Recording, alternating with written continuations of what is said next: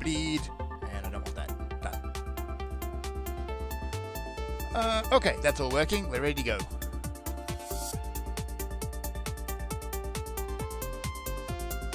Okay, doing the thing in 5, 4, 3.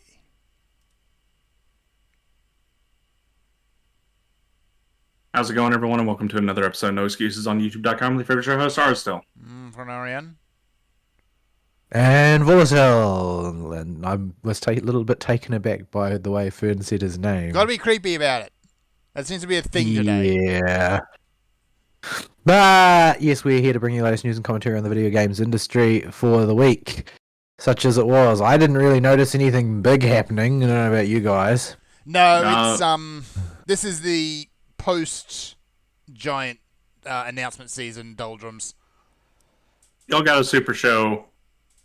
Covering the big news dump, so you're getting news slits for a bit until news picks back up, or if something stupid happens. Yeah, well, something stupid always happens. It just depends on whether it's worth talking about or not. Usually, if it's in our wheelhouse. Now, first of all, if you would like to get involved with the show, you can do so by sending us email at noexcusesvdw@gmail.com. You can follow us on the Twitter at noexcusesvdw, or you can join us in our Discord server, which you can get to by clicking on the link provided in the show description underneath the show archive on YouTube. Meows. Yeah. So, today, we're going to take Fern through a main scenario roulette and go do some Heaven on High, because our saves are not in a good spot in Eureka Orthos or Palace at all.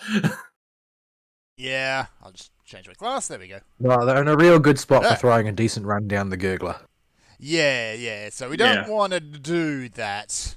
We actually got to pay attention where we're up to now, so we should actually, do it properly. We might have about 20 more floors of wiggle room if I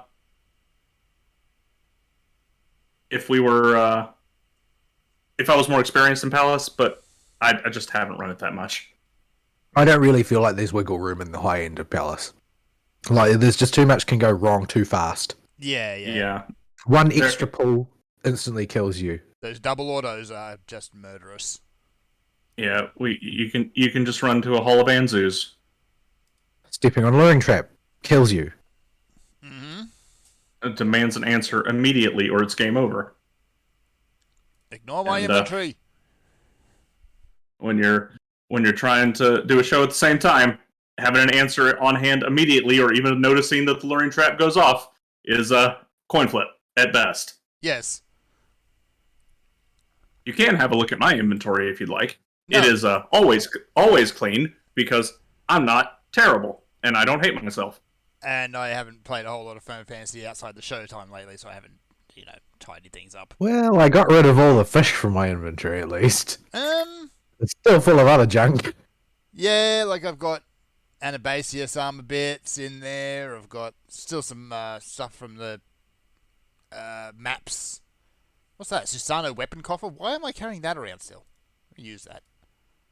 I have two. Like 3 lines of gear, a line and a half of miscellaneous potions, a line and a half of miscellaneous fish baits, at least 4 lines of just random crap from all kinds of different places. Some of these items are actually literally useless, but I'm just carrying them around. Oh, hey, when did I pick up those? I got a couple of general purpose black and silver dyes. Must have been from coffers. Must Black have been. dyes are 500,000. One there. Yeah, you got those from your bags from Sacred. I've stopped selling hot ticket items more or less because it's like, well, what would I do if I did sell them? I would have more gil, which I would then do what with? I would like to eventually buy the golden sheep, but that's 50 million. That's a high number to hit. What's the golden serpent of Rancor anyway? 50 million. It's also 50? Okay. I'm pretty sure it's also 50. Oh, of course he got it. Of course.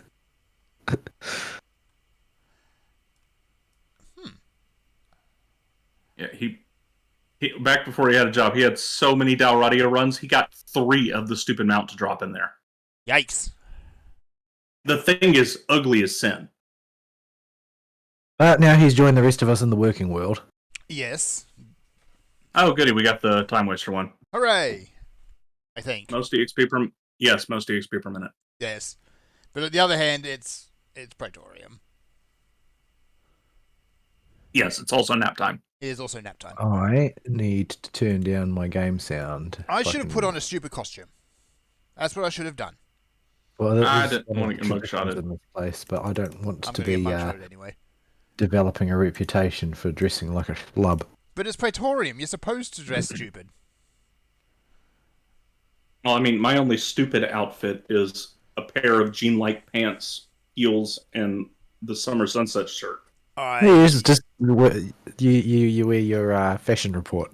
Yeah. I do Oh, have I a could- piggy costume. I could wear that. Oh, damn. We could have all gone as Tonbreeze. Damn. You mean as penises? I mean, what did I say? So anyway, while we're doing probably the most boring bit of content in this game, we should... Alright, I got a new Gunbreaker portrait. Forgot about that. Oh yeah, nice. I don't dislike Praetorium as much as some people seem to. It's not bad. I It's don't- just dull. I just if I have something else to do while I'm doing it, it's no big deal. But I had to force myself to do it back when I was leveling characters. Abel wouldn't do it with me. Okay. He doesn't like it either. He's had enough of it. No, he just hated main scenario. Period. Oh, fair enough. Oh, this is the Sprout's first time. Oh, we should maybe make it a bit more interesting for him now. There's no way to do that anymore. No, there's not. Yeah,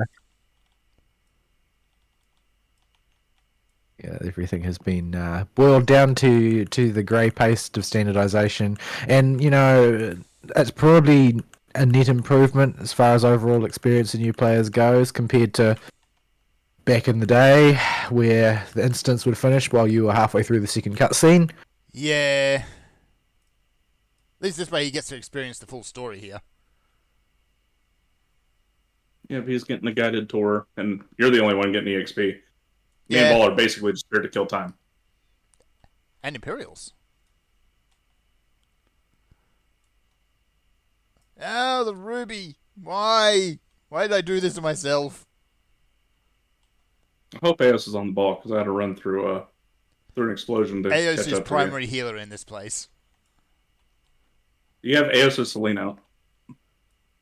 I usually have Aos out. Do I actually have a Fury out? I can't even freaking tell.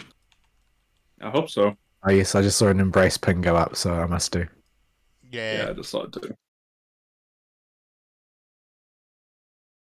You know what? I'm never going to hit that button otherwise. This is the only pull where Can you I'm- not? Don't worry, I'm missing a whole bunch of buttons as well that I keep pressing and they don't do anything. Who would do this, Chief? I don't have a whole lot of buttons as it is. you said make it more interesting. Well, fair enough. I didn't suppose. say commit Sudoku.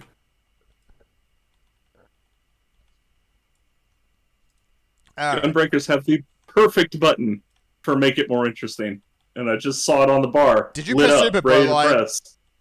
Yes. You pressed the no-no button is what you did. That's why Vol was freaking out. Well, I wouldn't call it freaking out. It was just mild exasperation. Don't press the no-no button. There's a naughty button, you should not be pressing it. There was a Lullafell I saw one time that just had, I'm shooting myself in the effing face as his macro for Super Poseidon / yell. I mean, he's not wrong. In all caps. Anyway, let's relax and continue on with the show while Gaius makes his little speech to Sid. Yes, and they're going to be at this for some time. So, my week, I didn't get a whole lot because, yeah, I'm on the work death march at the moment. Still trying to find more employees, and that's not an easy thing. So, Well, you live on Mars. I but also live on Mars. Elon's still trying to send people to you. He's not there yet. Yeah, I'm not sure. If he's going to bring a big old pile of cash, I'm not going to complain, but he won't.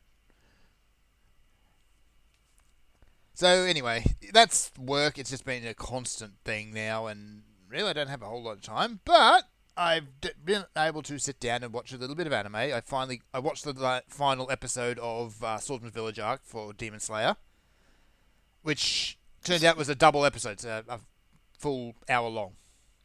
Yeah, I remember when I was watching it, I didn't check how long the runtime was, and I was like, "Just seems kind of long." I thought the episode would have ended a couple of times already. Yeah, so do I. Because hang on, this is really cool and all, but shouldn't it have ended by now? So yeah, that's why it's stopping at episode 11 is because it's an hour long. It's a double, and I think it wrapped up very nicely. The big twist at the end, I'm not sure. I think that might be a little bit arse-pulley. I don't know. They've been hinting at this for a long time now. Yeah, it's always been a bit vague though. I mean, there had to be some reason to tee up a final confrontation, and so they created one. Otherwise, you would get stuck in the treadmill of forever looking for One Piece or whatever. Yeah. So when they give the big bag a really good reason to actually come out of hiding, you can queue up the finale. Because that's really the problem, right? Nobody knows where the bad guy is or can lay hands on him because he can basically hide perfectly. Yeah. So, in order for there to be a confrontation, he needs a reason to go on the hunt. Yeah. So now he has one. Yeah, he's not the Demon King sitting in his castle on the top of the hill where everybody can see it, and it's just his power holding everybody at bay. No, he's being held at bay also by the fact he's holding people at bay also by the fact that nobody knows where he is or who he is or what he looks like. Yeah, the fact that for most people he can hide in plain sight does not help. So yeah, that was. Is it just me or does he look like Michael Jackson? I wasn't going to say it. He certainly dresses like Michael Jackson. So yeah, that was a very satisfying end. I think they wrapped up all the story plots quite nicely for that arc. And yeah, there's a couple of gut punches along the way. Okay, gonna smack you in the feels.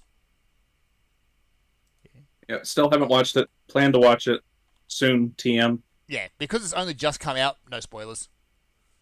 Yeah, I can't watch it on the other monitor because it's not in English yet. But I want to watch Japanese anyway. Yeah. I just need to take some time to sit down and watch it. Yeah. Oh, look at all these ranged people. I don't have to worry about positioning. Yeah, you don't. The other anime I've still been keeping up with is Mashle, and that's continued its completely mental spiral. As it seems to always be. Yeah. It do seem to do that. The fact that there's a bunch of Shonen Jump covers out there now, and they've got all these different characters, usually doing something completely wacky, and Mash standing in the middle of it eating a cream puff now.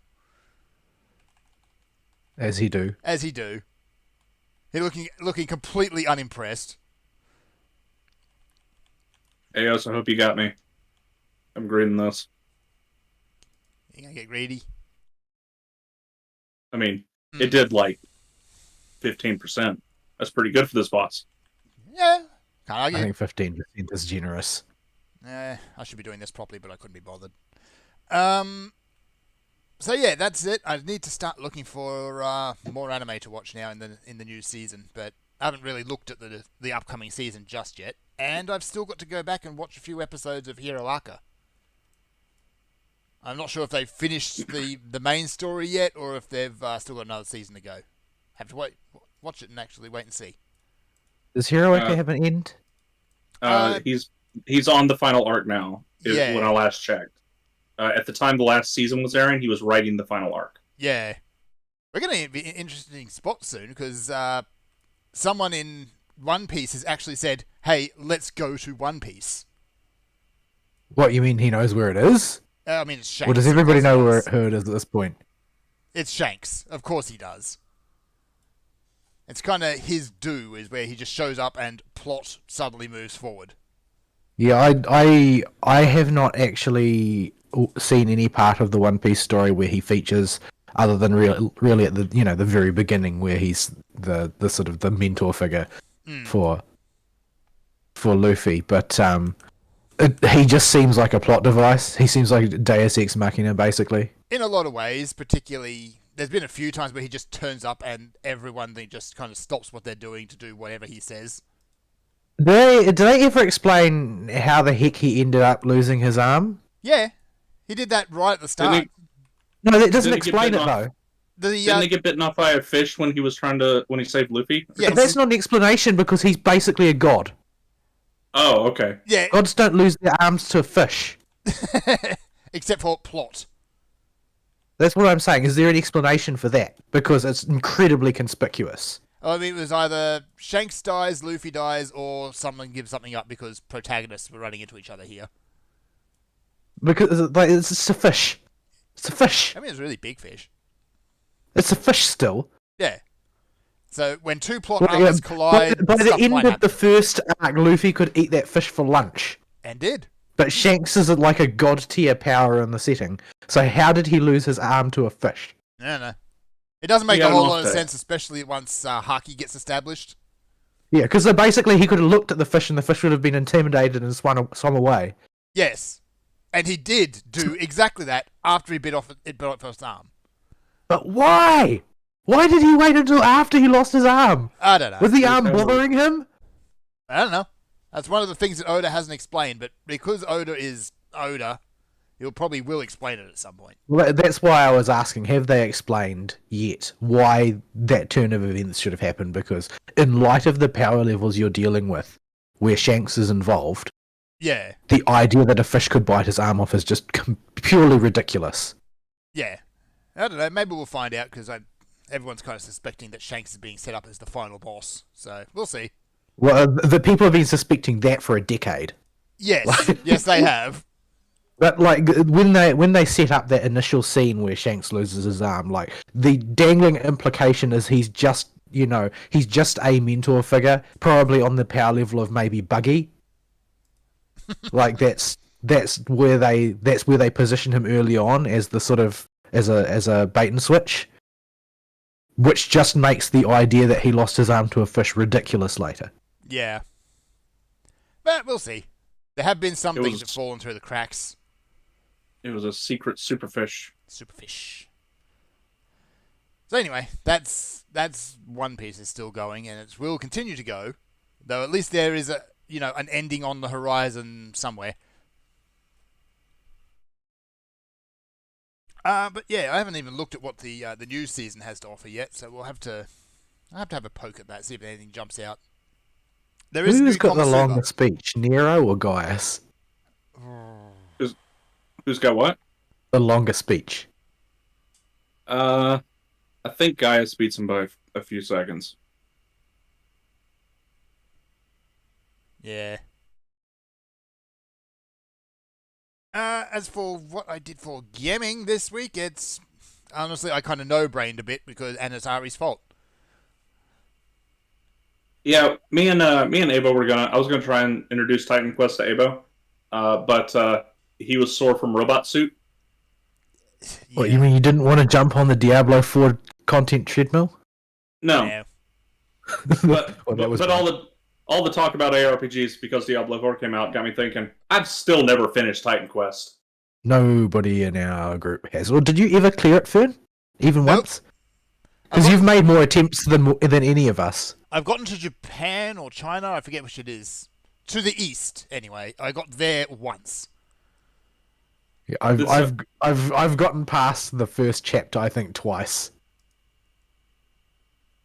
Yeah, I've got past the first chapter once with you guys, and so I was like, oh, okay, well, we can poke at that. And Abo was feeling terrible after like 10 minutes, and like I just can't today, and he had to go lay down. Yeah. And so I mentioned while me and Abo were doing that to Fern, and he was busy that day and couldn't play with us. And but he had a green dot on Steam, so I'm like, well, maybe he's on. No, he was working. Nope. So, It And, also has a green dot. So you went in the next day and did your thing, even Yeah. though me and Abo made literally no progress. yeah, I figured, okay, we'll try and find a place where our schedules line up and we can actually play a bit. Meantime, I'm just going to make a new character and level a bit and catch up to them wherever they end up being. I sat down, I fired up Titan Quest, I turned on YouTube, and I accidentally chapter 1.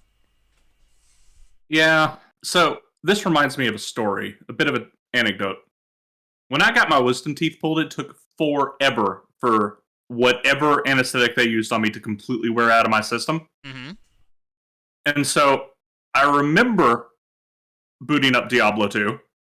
I don't remember having a sorceress on my account at the Lord of Destruction expansion that somehow got there. And I have no memory of the entire playthrough. It's just vapor. And it's incredibly odd. Because I remember being in a dreamy state for like a full day. Does she have a rational skill tree? She was a Hydra spec, so it was a functional skill tree. And something. It wasn't the best skill tree, but it worked. Or like max charge bolt or go home. I mean, you got to have your zappy spams. So, Man, that used to really do a number on your computer back in the day. Oh, didn't it just? And the noise. So, yeah.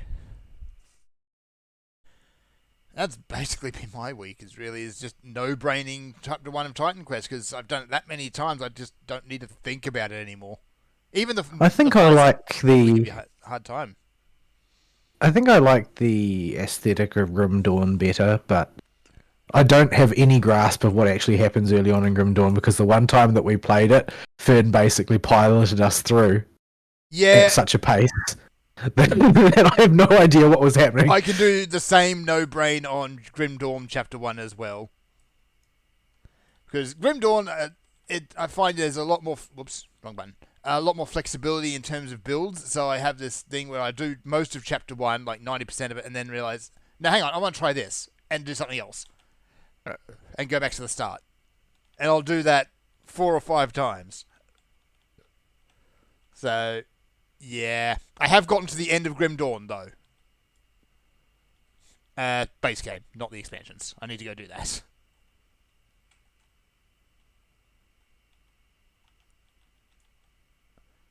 get back here, you stupid Deathclaw. Back here, you stupid Nero. Stupid Nero.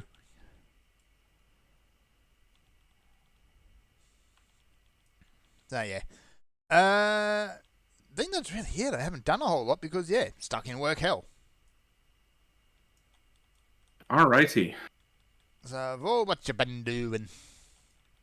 Not all that much. I don't think it was terribly busy at work relative to what could have been this week, but I felt like my free time just didn't consolidate itself in such a way that I could take good advantage of it. So I didn't really do all that much this week. I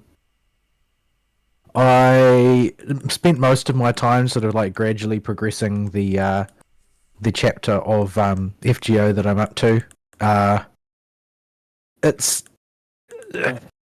quite sprawling. I feel like it's touching a little bit on J.K. Rowling without an editor territory in places. Oh, no. Like, it's just going a little bit longer than it needs to. Like, I don't think there's any part of it that is truly unnecessary per se, but perhaps there's a tighter way you could have plotted this that doesn't have quite so much, just mucking around, generally speaking. But like, it's not like I don't know if you recall or if you ever did read, say, Order of the Phoenix for the first time, and most of the time there's just nothing happening. There's a whole lot happening in that book. Unlike that, in Avalon LaFay, there's always stuff happening, a lot of stuff happening, but it ends up feeling like they've got so many ideas and they're just trying to get through all of them. It's kind of the opposite problem. The number of places and characters, I think, is just a little bit too big to tell a tight story, because every one of the clans has their own territory and their own city with their own culture, and you've got to sort of get all of them on side. And, well, on side or crush them under your boot heel, whatever suits. But it just feels like it's a little bit stuffed to the gills. It's not to say I'm not enjoying it. I am. It's just that there are times that it feels like I'm not making much progress because it's like, oh well, I've checked what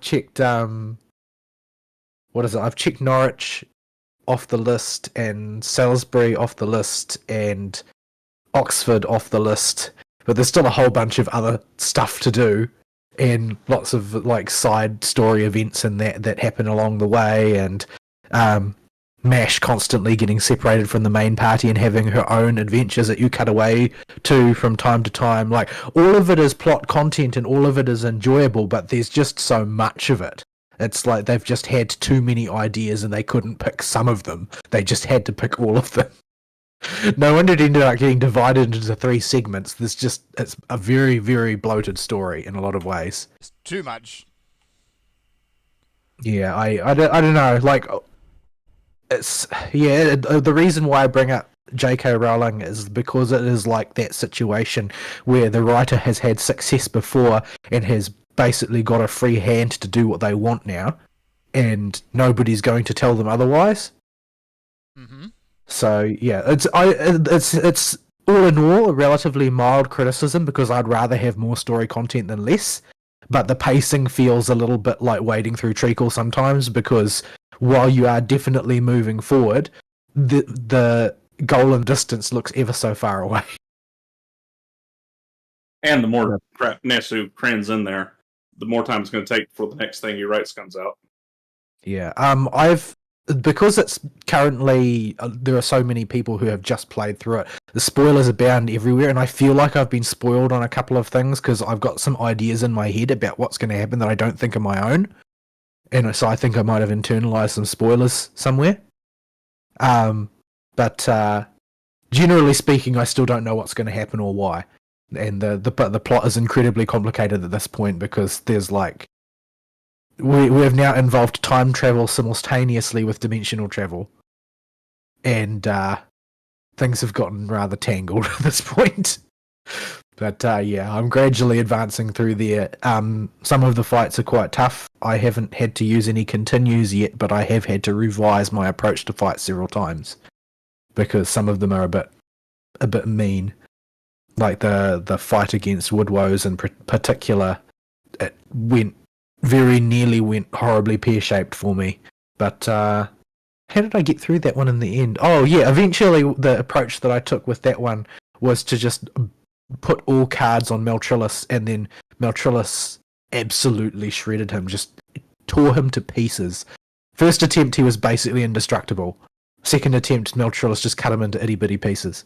So yeah, that one went really well, but tactical adjustment is very much necessary for a lot of these fights. Some of them are quite rough.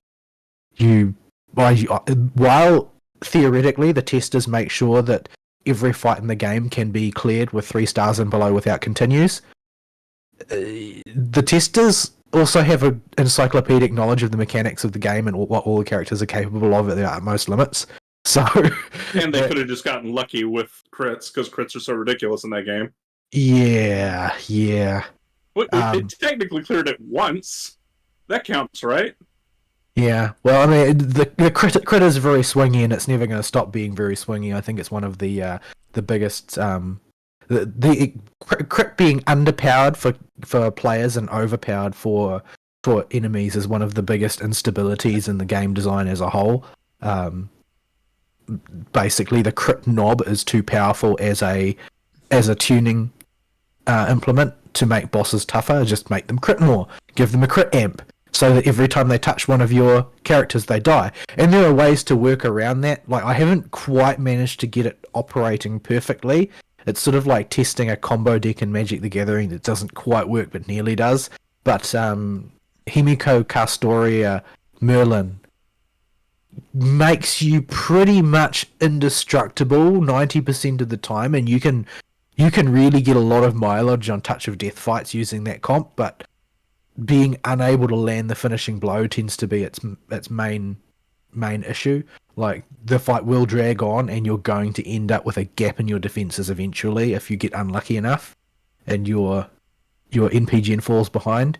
But there are ways to get through the touch of death fights by structuring your team correctly. But I have no idea how you're really supposed to do it with 3 stars and below. Although I can sort of envision, you know, bizarre comps involving Asclepius and then having Ku as an anchor and that sort of thing. Yeah, I was about to say, how many of these technically clearable with 3 stars involve Ku? Probably all of them in slot 6 to finish off the fight. That's usually the way it goes. Stupid. Hopefully not involving using the Necromancy CE, which is the one that just gives you a percentage chance to guts every time you die. Oh my goodness. Oh, F-Zero. Gaius' turn. Yeah. But yeah, that's more or less FGO. I haven't finished the chapter yet. I'm still proceeding through it because I've only got so much time, and I've got, you know, 2 gachas on my plate along with my attempting to play through both Nier Replicant and the Final Fantasy VII Remake. Ah, how are those going? Not at all. They're not going at all because I only have so much time in the day. Yeah. I keep forgetting to put a dot. But yeah. So Blue Archive is still going as well. I had time yesterday to go through the whatchamacallit, New Year's event story, which was again a very silly story, as event stories I want to be. And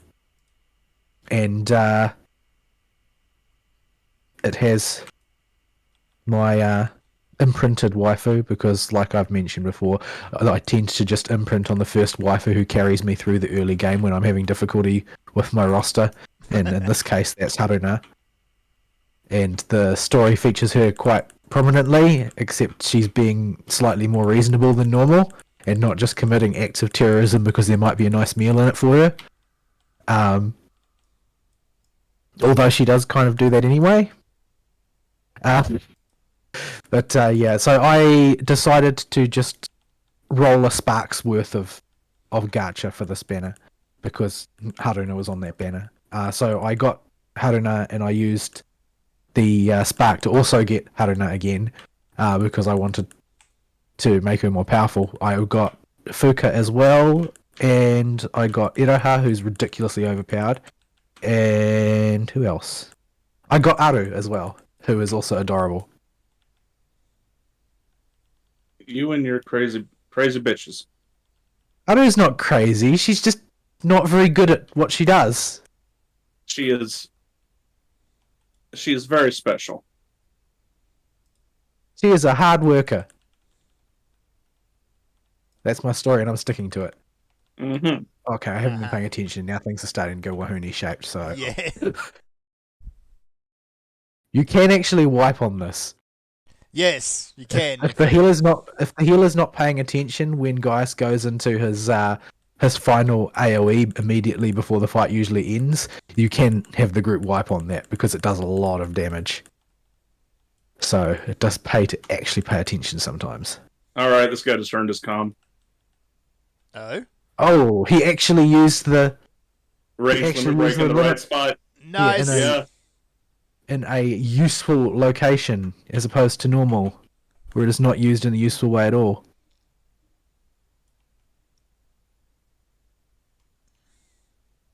Come on. Yeah.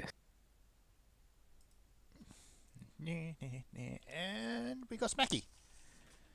Yeah, I've continued with the main story as well, which continues to be sort of erratically by turns very serious and very silly. But yeah, it's a story that it's not quite as tight as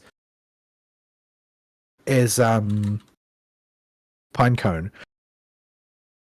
It's how do I describe? Oh, I've kept myself in poetics again. God damn it. I'm Probably still... dumb. It's where Pinecone has holes in the story, the holes are explained by the fact that the story has been told a number of times, and you're on the latest iteration of it.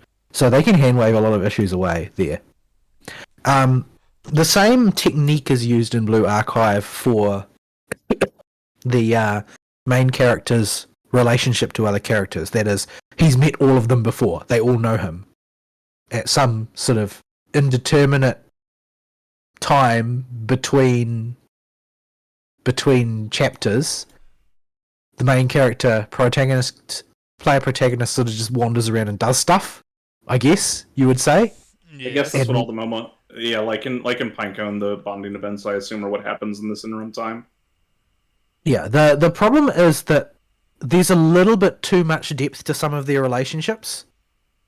And by that I mean like the one that stuck out to me the most, and I don't know if this is because I missed some events from early on, although realistically I don't think you should put content like that in events which are going to have a significant bearing on the main story.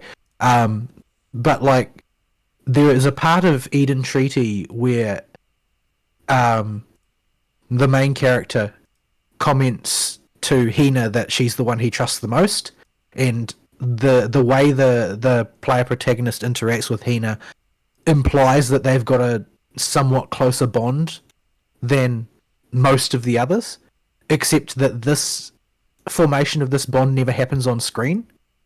Yeah. So it just feels like you've had something imputed to your character that doesn't exist Something anywhere that else. happened either an event or is locked behind a bonding event for a character you may or may not have bonded up or even have.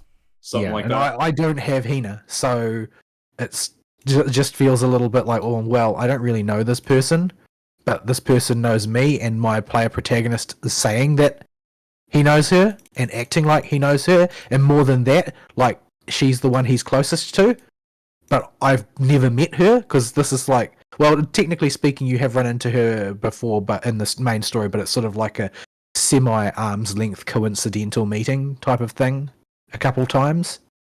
But in this scenario that I'm commenting about now, like, you have gone to look for her and she's sort of like in a bad emotional headspace at the time, and the main character's got to sort of comfort her slightly at sort of like a level of closeness that is atypical for your typical casual run-into interaction that the story has everywhere else. Yeah. Even then, a lot of the bonding events either have the protagonist get closer physically, whether he's like, okay with it or not is entirely dependent on the girl. But in some of them, he's very not. Yeah, like, generally speaking, if Hanako is involved or Mutsukiya are involved, it's going to get messy, and the main character is not going to be at all cooperative. Yeah, he's going to try to flee or hide and fail miserably. On the other hand, I've heard, I don't have Iori, but I've heard that the main character just acts like a complete degenerate around Iori for no reason. It is, how do I describe this? It is not on purpose. I'll take your word for it. It is one of those scenarios where, oops, the girl fell on my head and her boobs are in my face. It's not my fault, but it just kind of happened and it's kind of awkward. But she interprets it as the worst thing in the world. And the protag is a total G-gen and a pervert for it, and needs to be hanged by all of femaldom. It's one of those scenarios in every single story I've seen with Iori so far. I see. And it is clearly not his fault or his intention in every single one. Well, there's stuff in the story that, if she was predisposed to think that way, would lead her to that conclusion. Like, basically, Iori's the one that main character has to bow to if he needs an audience with Hina. And he's a little bit too keen to do it. So, well, yeah. It happens so much to him, he might just be used to it by now. Yeah, probably so. Like, I expect Dogeza is very familiar to him. But, yeah.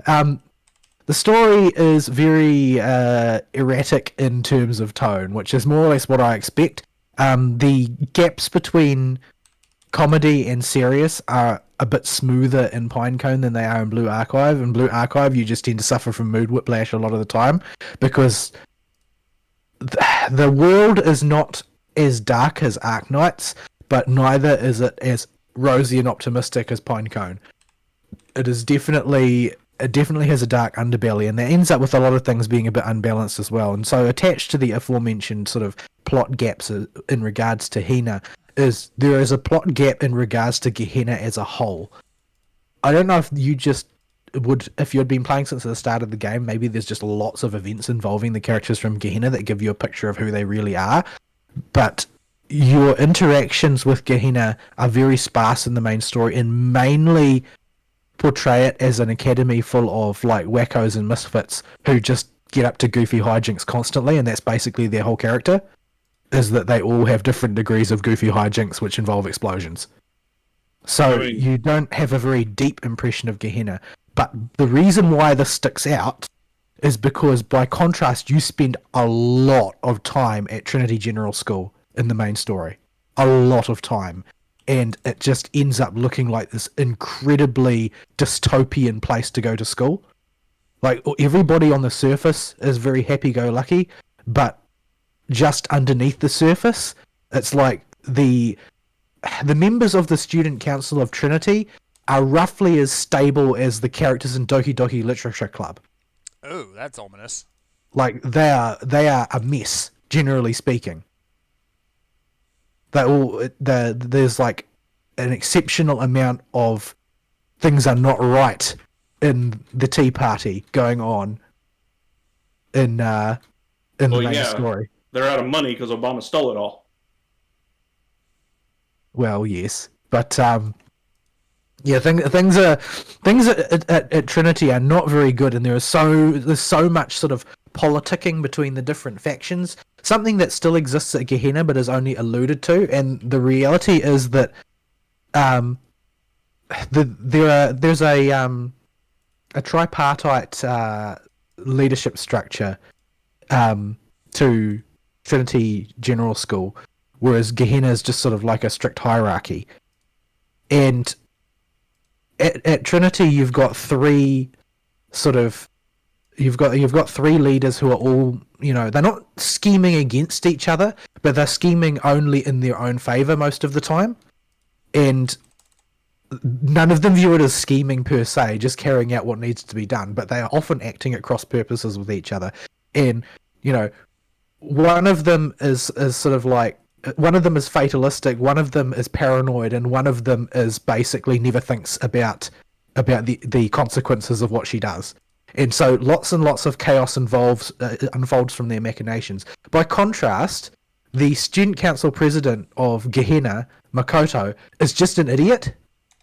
Like, she's like Aru if Aru didn't realize that she keeps screwing up. Like, the leadership of Gehenna is a mess, and them being on the same level as Trinity as the story frames them doesn't make a lot of sense given how much you see of Trinity and how little you see of Gehenna.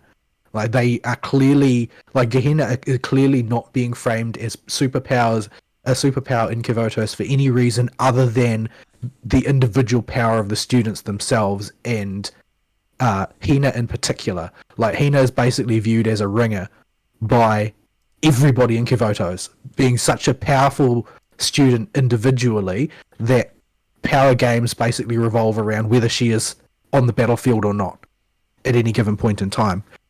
Whereas the business at Trinity is pretty much all political machinations internally, with the myriad different factions that are all at each other's throat there. So, yeah, you get sort of like a very sketchy primary colours impression of what is supposed to be the other great power in the main conflict in Eden Treaty, and it causes the whole story to feel very unbalanced in a certain way, because you're getting so much detail about one side and almost no detail about the other, despite the fact that the protagonist character is sort of implied to know what's going on in the other one, because as, the sensei of Charlotte, he's supposed to interact with all of the different factions without favour, but you don't see it. So, yeah, it ends up being a little bit unbalanced in that respect. you would intuitively think that having the protagonist not affiliated with any one of the main groups in the story would make for a more evenly, or provide you more opportunity to evenly balance things. But it's odd that Pinecone did it better when Pinecone explicitly had the protagonist allied with one of the guilds. Well, the thing is that in Pinecone, all of the guilds are still under the sort of the guild organization. They're not actually a fractious group of people who are all attempting to oppose each other. And there's no true antagonist faction because Mana is too monomaniacal. Like, she only wants to gather power to herself. She doesn't want there to be any other powers. So they haven't set up a situation where you're going to run into the problem where you only see one side of the story. It's just basically not going to be accommodated by Pinecone's setup of their world, whereas the setup for Blue Archive is very factional. Like, the situation is basically that the two great powers of Kivotos have always been Gehenna and Trinity, and attempting to keep the peace between them is basically the most important thing to Kivotos not turning into a battlefield 24/7. And the rising of Millennium as like the new superpower, that it's not aligned with one or the other, is basically what is causing them to pull their heads in and not constantly fight in the streets. Because neither of them know which way Millennium will go if they decide to pick a side. But have they started drip feeding any of the world building mechanics to you, how the world actually works and stuff? Not really. They haven't given any details, but they have a lot of they're basically framing it through Gematria's attempts to interfere, because Gematria are constantly talked about as people acting from the outside in. Like, the things that are the idea of things that come from outside Kivotos are sort of talked about as, like, really in sort of hushed tones as being something really, really fearful. And bringing things in from the outside to cause problems is sort of what Gematria do. And the antagonists are all basically either from Gematria or are working with them for some reason or another. But they seem to have a tendency to try and use implements from within Kivotos to bring about bringing stuff in from outside Kivotos. So there's obviously the setting is kind of a sealed unit that can't be directly undermined or invaded from the outside, and you've got to use sort of machinations to work from the inside to bring it about. But there's, like, you know, various prophecies floating around and so on about the fall of Kivotos and what it would take to bring that about and who could implement it and that type of thing. But they're really, really unclear about the cosmology at work there still. There's not a lot of clarity as yet, but I think that they're going to put those pieces in place without a direct info dump until most of the pieces are already there. Let's see. Also, I'm on Kokoro if y'all are done dumping Boetics and stuff. Yeah, I'm dumping. I've dumped. I need to go to Dumping. And no, Serathus, I don't think we know why they have Halos yet. That would be tied to the world's mechanics. The idea of, like, the idea of something that can destroy a Halo is pretty exceptional, and you can destroy a Halo with sheer violence, but it takes a truly exceptional amount of violence. Like, you would have to, you know, mag dump a gun into somebody's face not once but multiple times for, like, an extended period of time in order to do enough damage to their Halo to kill them. Like, the characters are ridiculously durable, but one of the things that Gematria brings in is a recipe for a device that can destroy a Halo. And that becomes sort of like a plot point for one of the characters at one point in the story. I don't think it ever gets used or anything. I haven't seen it be used, but that it exists and it's something from the outside that's abnormal is sort of a point. Right, let's see. What should I go in as? Make sure you got an open save too. Alright, I need to clear a Clear gap. Reset the progress. What have I got here? I don't want to keep this one, no sir. Get rid of that one. Also, I've run out of You got vengeance. it. I have to go fix that. I guess I'll go rage again. But yeah, it's definitely they're setting up a lot of questions. I hope they actually get around to answering them. They're telling multiple stories in parallel and things, and there's a lot of stuff that like I don't know what is going around out there that sort of like you can pick up osmotically from the community that is fanon and what is canon, because the Korean and Japanese versions are ahead of the English version. I have heard that the English version is not very good in some places. I read a thing, like an extended complaint from a Korean speaker about how the localizers had completely changed the personalities of several of the characters in Gematria to make them end up sounding like petulant millennials, basically. Like, when I read the description that had been given of what the characters are like in Korean, and then compared it to what I read, it was what it said to me was, "Oh, this is definitely projection.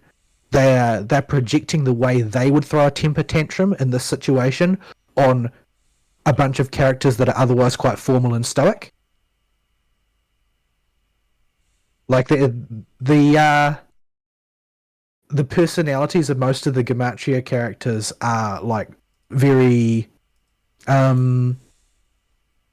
They have very narrow focuses on particular things for the most part, with some exceptions. And the way that they are portrayed in the English is just like stroppy teenagers when they are interacting together. It's a little bit jarring, actually. And I can sort of see why the people who are bilingual Korean English were so upset about the portrayal, because it's a really jarring break from character. But yeah, it's kind of yuck, really. I wish they wouldn't do that, but yeah. At any rate, it's not clear exactly what things are canon and what things are fanon from what I've seen. But hold on to that topic in your mind until you finish your week, because I'll be bringing my week back around to a similar idea. But yeah, what just happened? Oh, it spawned on us. Oh right, spawn rate's in here. I forgot. Yeah. Spawn rate's a thing. I'm adorable. We're not in Eureka Orthos. We ain't in Eureka anymore. They'll get towards Eureka levels once we hit about 450 or 40. But until then, it's mad respawn times. But yeah, like there's lots of like shonen anime moments that happen, and the climax of Eden Treaty to make it feel a bit more like a familiar story and be a little bit less oppressive. But there's lots of other dangling stuff. Like they keep insinuating, like particularly Hina keeps insinuating over and over again, because she's like universally acknowledged as the most powerful person in Kivotos in terms of like raw might. But she talks about Hoshino like Hoshino would leave her for dead if she was really trying. If you remember her, Aristeele. Remind me. I'm bad with the names. Hoshino calls herself an old man. Oh, and takes naps all the time. Oh, right, that one. Okay, pink-haired one. Got it. Yeah. So Hina's always talking about Hoshino like Hoshino would totally leave her for dead in a fight if she was actually trying. She's got that creepy meeting with the shadowy dudes too at the end of the first chapter of their story that I presume they'll elaborate on later. Yeah. Well, the thing is that they much later on in the story, Black Suit talks about Abydos the same way that Ascians talk about the 13th. Like, oh, we done screwed up bad there. Like, we totally failed to accomplish what we were trying to do, sort of thing. Let's see. There's also they constantly. Oh, I wasn't paying attention to Aristeele's health. It's okay. I home gamed. I stepped on a landmine. It was a landmine shoe, but I anticipated the problem and it home gamed already. All right. But yeah, they also talk. They also at times it seems like they're talking about like while they mainly talk about Hina and Hoshino as being the powers that be, there's a hint at one point, just one point, that's kind of says like it sounds like they're saying that Shiroko actually has the same sort of level of potential that Hoshino and Hina do, has just never used it. So yeah, there's clearly a lot going on in the background, and they haven't got to it yet, at least not in the English version. So Oh man, that's gonna be the biggest bank robbery of all time when she finally gets her day. Yeah, so Everybody gets a mass. So I've read Foreclosure Task Force all the way through to the end, and it's clearly a prologue. I've read first chapter of Clockwork Pavane, which is just the introduction of Eris, basically, and sets up the game's development crew and Millennium as a locale for story to take place in. Eden Treaty, I've read the first 3 chapters, and that's basically a story which leaves some things unexplained at the end, but as a contained story, more or less.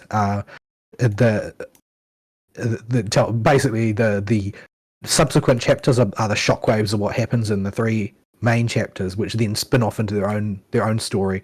I've read the first chapter of Rabbit of Kernabog, which is sort of also an introductory chapter in a way. It seems to be focusing on sort of like the internal political machinations of Kivotos as a whole regarding the General Student Council as the political entity in question rather than one of the academies in particular. How thick are the Monty Python references? I don't think I've really seen any, which sort of surprised me. Considering the chapter's called Rabbit of Kernabog, yeah. But yeah, that story sort of, it ends on it would be wrong to say a cliffhanger, but basically it ends on a note of everything seems to have gone too well, and so clearly there's somebody didn't mind things going this way, even though it's being viewed as a victory by the protagonist cast. But and then the next one that follows after the first chapter of Rabbit of Kernabog is Eden Treaty 4, which is sort of like, what was the Eden Treaty, the conflict over the Eden Treaty supposed to accomplish for the third party who involved themselves, and how the people who are left behind who are basically ended up being, collateral damage, coping with what's happened. And that's where I'm currently up to reading it, and after I've finished that one, then the next chapter is the second chapter of Clockwork Pavane, and then I'm up to date with the primary story. Yeah, so there's quite a lot of story content in there. If you take a very stately pace to go through visual novels, like I normally will set the text to auto and just watch, rather than skipping through the text as fast as I can read it. There's hours and hours of story content in there at that pace. So yeah, I'm quite enjoying that. It's eaten up an awful lot of my time, but I don't regret it, because it's like watching an engaging anime basically, and considering how few of those there have been the past couple of seasons, I've displaced anime watching with watching Blue Archive. So Blue Archive is going to have an anime. It's slated to come out after not too long. I think it's not too far away. Nope. But I don't know what they will adapt or how they will choose to tell it, or if they'll tell a gag stories, or if they will tell a new story. Bank robbery. They could. I think doing the prologue would be the easiest way to do it, because that's sort of like a very traditional anime story with the wacky turned up about half a notch. So I think you could quite profitably do that. I think if you were going to tell Eden Treaty would take more than a season. It would take a couple seasons to tell it properly. You could do Clockwork Pavane Chapter 1. That would be an easy fit for a 12 episode. I think you could do that. You could even insert gag filler episodes, since the characters are a bunch of wackos, so they often get up to things they shouldn't. But yeah, I don't know what content they'll pick, but I think the easiest route for them would be to pick prologue, so that they can gauge interest in doing more stuff later, and then they might adapt something. I just hope they don't do something asinine, like try and make a movie out of Eden Treaty or something, because that would be awful. Yeah. That seems to be the route a lot of anime companies are going nowadays, is movie heavy. Ever since Demon Train blew up and got super popular.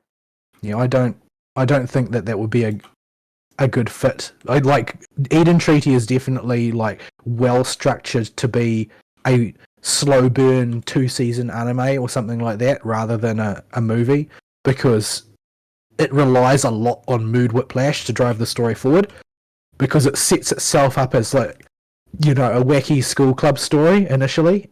It follows the same pattern. It follows the same pattern really as Foreclosure Task Force, except the stakes get much higher and much more dire very quickly after the initial school club thing wears off, and it turns out that the whole school club itself is just a political machination of another power. So, yeah. Anyway, I'll leave it there. Story's still engaging, still having good time with it. I tend to offer a lot of critiques of stories that I read and watch that make them sound worse, or worse than they are, or that I don't really enjoy them, but I do very much enjoy them. I just think that sometimes there are things that, you know, could have been polished a bit differently in a way that I think would make them a little bit smoother or whatever. Okay. Where are we at for Palms? I'll take a mental snapshot before I get too bogged down in this. There we go. All right. Yeah. Short version: localizers are the enemy. Yep. So, I guess we'll jump into my week then if you're done. Where do I want to start? So I mentioned how Titan Quest didn't get off the ground in Fern's week. But yeah. But I was this week. There wasn't a whole lot of work to do. There was a whole lot of doing as much as I could to prepare for work that is coming. I've got to go on a job site to fix PLC panels pretty soon. I haven't done that the way they need me to for this particular job before. So there's a whole lot of reading and a whole lot of I hope I can wing it good in the field. And but I'm not actually doing any of that yet. So yeah.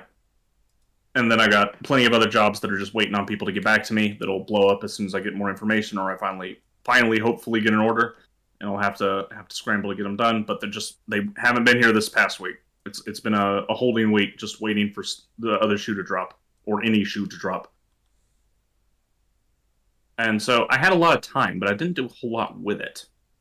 I think for my media, it makes the most sense to talk about the watch half of my week first instead of the game half, because Vol just talked about Blue Archive.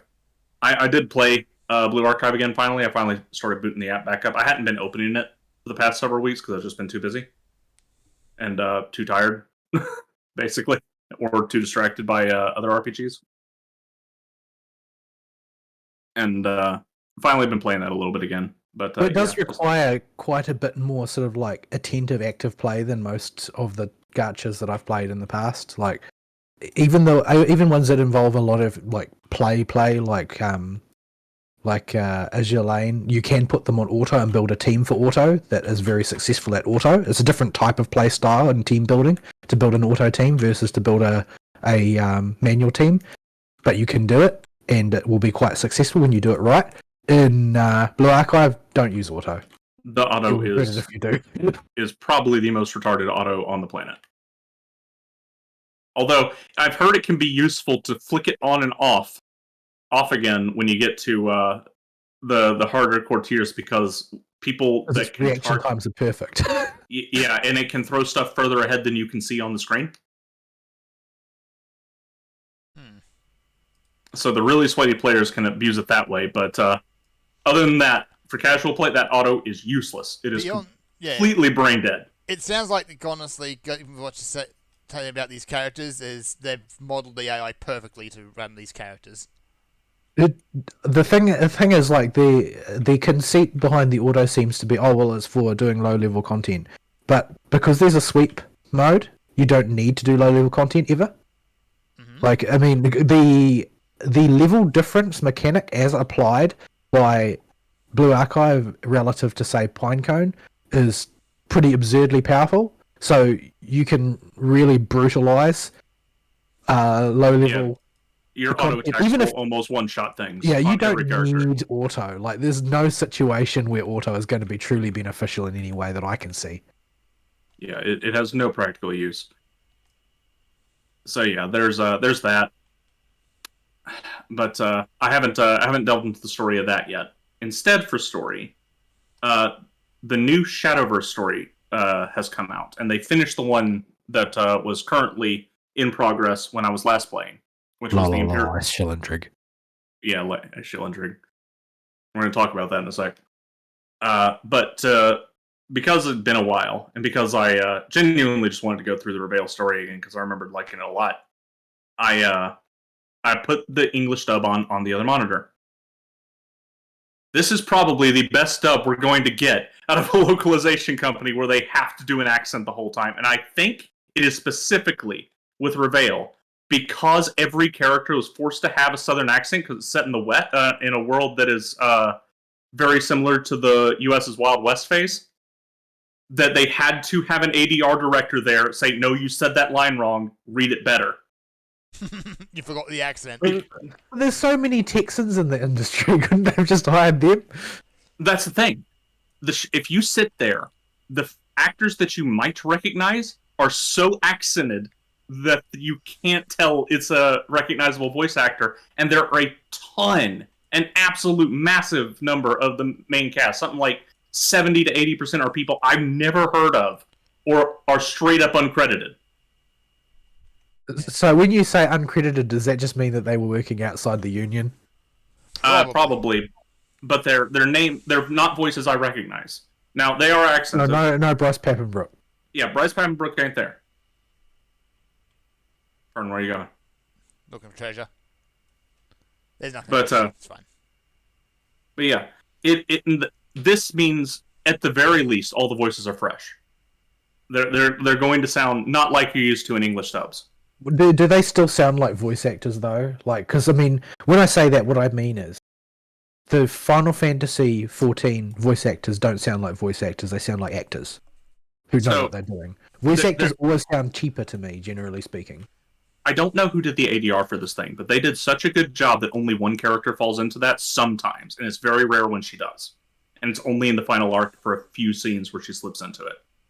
But that plasticky kind of, you can tell they're doing voice acting.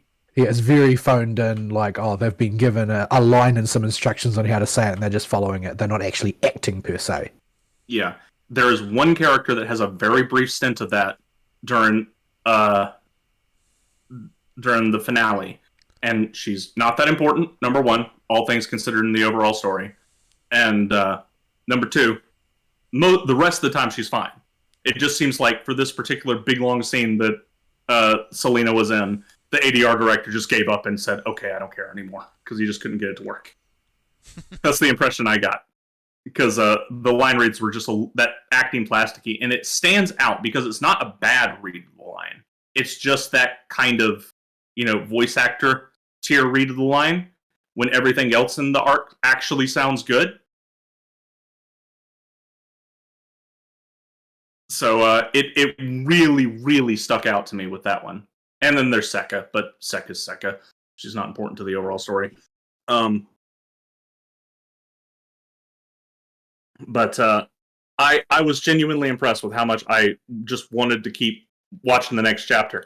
And it's fully voice acted. Every single line, every single cutscene. And it's like 10 hours for Reveal, 9 hours for Velsar or something like that, and then 7 hours for the finale.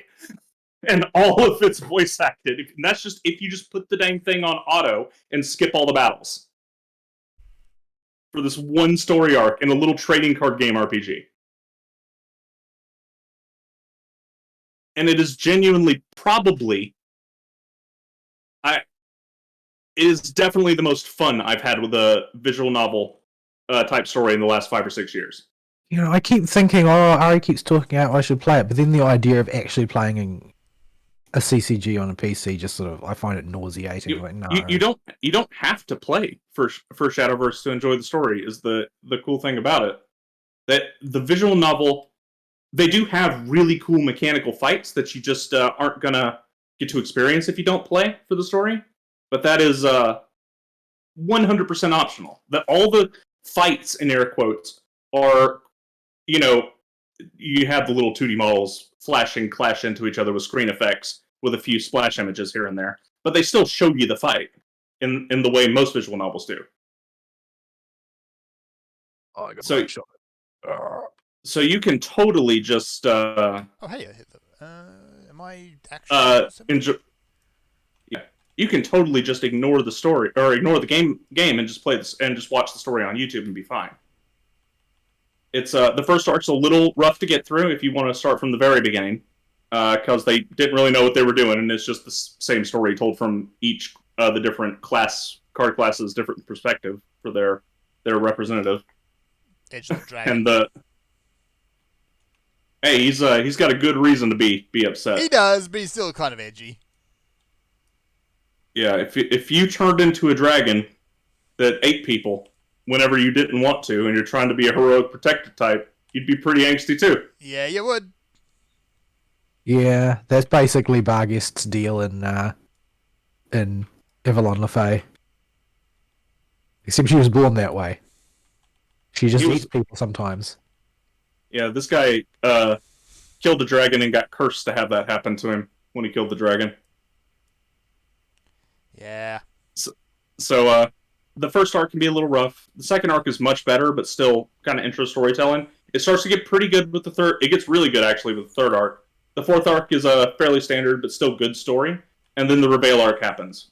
And I have nobody to talk to about this arc with, and it makes me really sad. But when because I- Cygames went to make an anime, what did they do? Oh, they tried to make. they did like, we've got Yu-Gi-Oh at home, yeah. but It is.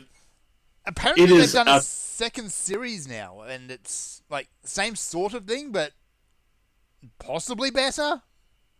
Well, the problem is they have a not just serviceable but genuinely good story that I would love to see animated, and is just set up to be animated perfectly. Yeah, but the anime is like, isn't this card game great? Look at all our friendships.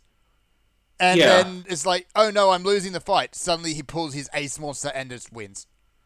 But you have Reveal. Blue Eyes Schmite Dragon. Yeah, basically, it's kind of red dragon with a red dragon. Yeah, they'll whatever the class representative's card is, they'll have it probably as the feature card. I Dark think they- Magician with boobies. No, I think they have unique cards, but they're like ultra. They look like they came out of Yu-Gi-Oh. Let's face it. I heard Arisa does show up in the anime at some point as a dream. The main character in a dream, the main character meets or something. That's just punching you in the guts while you're already suffering. Yeah, that just makes me upset. Yeah, that just makes people angry doing that. But Oh, here's an insert dream of the anime you actually wanted to watch. Yes. yeah, Look at what we it's could like, have done. Arisa is probably the weakest and the most bland of the classic pro tags, and she is just there to be generic naive girl, because you got to have one to explain everything to. Yeah. And to So motivate Kotor. But forget the deep complex plot. Friendship. Yeah, no, Reveal is nothing like that. The story of Reveal, the setup is you're in the Wild West, effectively, except it's a whole world to itself. It's set up in 2 districts, as far from what you can see on the map. And this is the Golden Hills, where all the affluent people live, and the slums, basically. Everywhere else is where the poor people live. And Aishilindrig, the best name in anime history, runs the Golden Hills, and he is the Titan of Prosperity. And Titans are demigods, and they've done a very good job of keeping all the power levels modestly anime and pretty flashy, but not absurd. They're not galaxy destroyers or anything, except for the alien gods that Ewan hang on. fights and are the meta arc dudes. Got a pat behind us. We'll get him in a sec. This is Heaven on High, so I'm not too worried.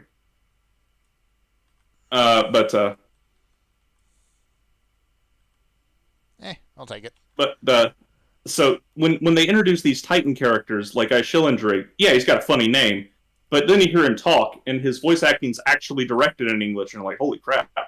And then you see just how menacing he can be, and see him do more and more despicable things, and see just how powerful this guy's personal power is, and how OP that makes him, and how the main characters are going to have to find a way to deal with it. It feels like good, just solid anime writing for a villain. It's just that his parents let him change his name by deed poll when he was 12. Yes. Well, he believes that, and they tell you this right off the bat, the origin story of this particular world is there was nothing except for a rock, and then a god came down and touched this small pebble and created the world from it. And then this god, needing things to watch over its creation, split its power into the 3 titans. One of them's Aishilindrig, and he thinks he was just born into existence, therefore he never had a mom and dad to give him a sensible name. Okay, so he just made. This is why good parenting is important, folks. Yeah. So, and when you find that actual god that touched that stone, you're like, yeah, that's everything makes a whole lot of sense now. Yeah, we got the trap in that room, by the way. Okay, but the other one, the one that runs the slums, is not also just as ridiculous a name, but more not as bad as Aishilindrig. Yeah. And she is the Titan of Force, and you can see her powers develop and how she can control any offensive action and throw it back at you, and has boxes she can materialize that can crush people into a bloody pulp that she does on the reg. It is a very violent world, Reveal, and they don't shy away from just how brutal these villains are and tell you all the gory details about how she's killing her victims when she crushes them in these boxes as her easiest way to deal with people. And if she really finds somebody powerful, she whips out boxes and pulls out attacks and weapons from them that she's just stored from other people that attacked her, and goes and uses them against people. And you get to see her as a force of nature like that. And then you got the other Titan, who does not have a silly name. Unfortunately, he's just Vincent. It's like, you got Compared to the other two, that makes Vincent. him the one with the silly name. Yeah. Yeah, this is like the Crimson Demon Village, is it? Yes. Yeah. If you're not Chuny coming in, you're Chuny going out. And Vincent is the lawman of the Wild West here in Reveal. Because of course he is. While he has constraints that aren't elaborated upon. Demon Monkey. Yes, you just kill it. But while he has constraints that aren't elaborated upon, if he can say it in words, he can effectively make it materialize, though the bigger effect he generates, the more it takes out of him. So that's just a ridiculous ability on its face. And he has a ton. Another character somewhere had an ability like that. His ones are like, my arms becometh blades, and he can chop you in half with his arms. Damn. Or he can just straight up drain your mana and stuff, or freeze you in place. If he can say it and he has the juice to make it happen, it happens. So they do a real good job establishing how powerful these characters are and why they're a big deal in the thread. And they all have really cool and fun personalities that are fun to see the protagonists go through. And all the protagonists are good. Your Runecraft hero Miser works with the law enforcement and with Vincent to keep order between the places. And he's got a tragic mistake in his past he's trying to atone for that's actually tragic and is a genuine mistake, and he knows it. It's not his fault at the end of the day, but he can't get over it.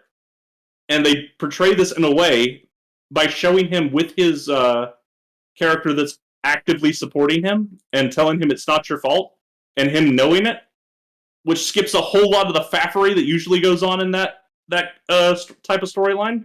So you get right into him learning to deal with it, or failing to deal with it because we're in a time loop scenario, and she has to kill him. Or he asks her to kill him, and she won't do it, and so he kills himself multiple times in the quick flashes of the bad timelines you see. So they are able to cut out a lot of faff by just setting up all the character stories like this, and skipping a whole lot of the generic garbage that goes into these trite anime tropes that would normally be very generic. All the things that result in Reen. Yeah, all the things that resort in Reen or the power of friendship or something are not resolved that way in this arc. They're resolved by you get over your issue, or you get over the problem that's in front of you, or you get dead, or you die, or you die, or maybe everyone you love dies. Oh, I'm adorable, by the way, so y'all pull in on your own for a minute. Yep. And I just genuinely love this arc. I don't want to go too deep into it and spoil things for people, because I want more people to experience this story arc, but you have to go through Shadowverse, and Shadowverse is not a popular game. There ain't a lot of buzz around it, and people don't talk about it. But it is a very competently well-made game. Even though Kelly played it? So what? I would have thought it would have got a nice bump when Kelly played I it. think it did. Yeah, it did, but it didn't stick. Now, if they put a proper HoloLive crossover event in, then you go. It still wouldn't stick. Yeah, but they'll get a bit of a bump for a while. Yeah, well, that's what they got with just with Callie and whoever else doing their one card reveal and playing it for a little bit. Yeah. But it like all these things, it disappeared, unfortunately. And I'm so frustrated I can't talk to people, because even the Velsar half of the story, where you have Alucard, who looks like a carbon copy of Alucard from Symphony of the Night, down to his artwork, it's hilarious how close it is. Yeah, they're just taking the piss at that point. They turned him into a competent character. Huh. He is the main protagonist of the Velsar arc, and he's actually interesting, despite the obvious in-your-face Symphony of the Night XP and joke that he is.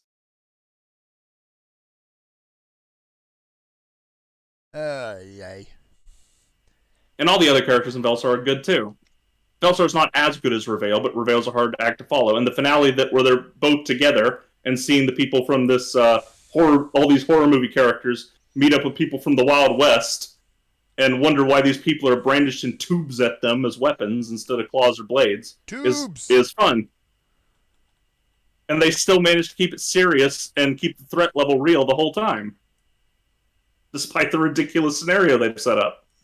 And it's all due to the competent writing and acting on the part of the voice actors. And I don't have anybody to talk to about this with. What happened to your pet Neat? Doesn't he play? He didn't play the Reveal arc. He stopped before then. Oh, wait, you went that way. I had a Venarna coming up behind us, so I grabbed it. Oh, okay. You can pull in here, by the way, Fern. It's heaven on high floor 30s. It We're fine. is. I'm also feeling kind of lazy. Yeah, I'd join you, but I'm just rubbish at card games.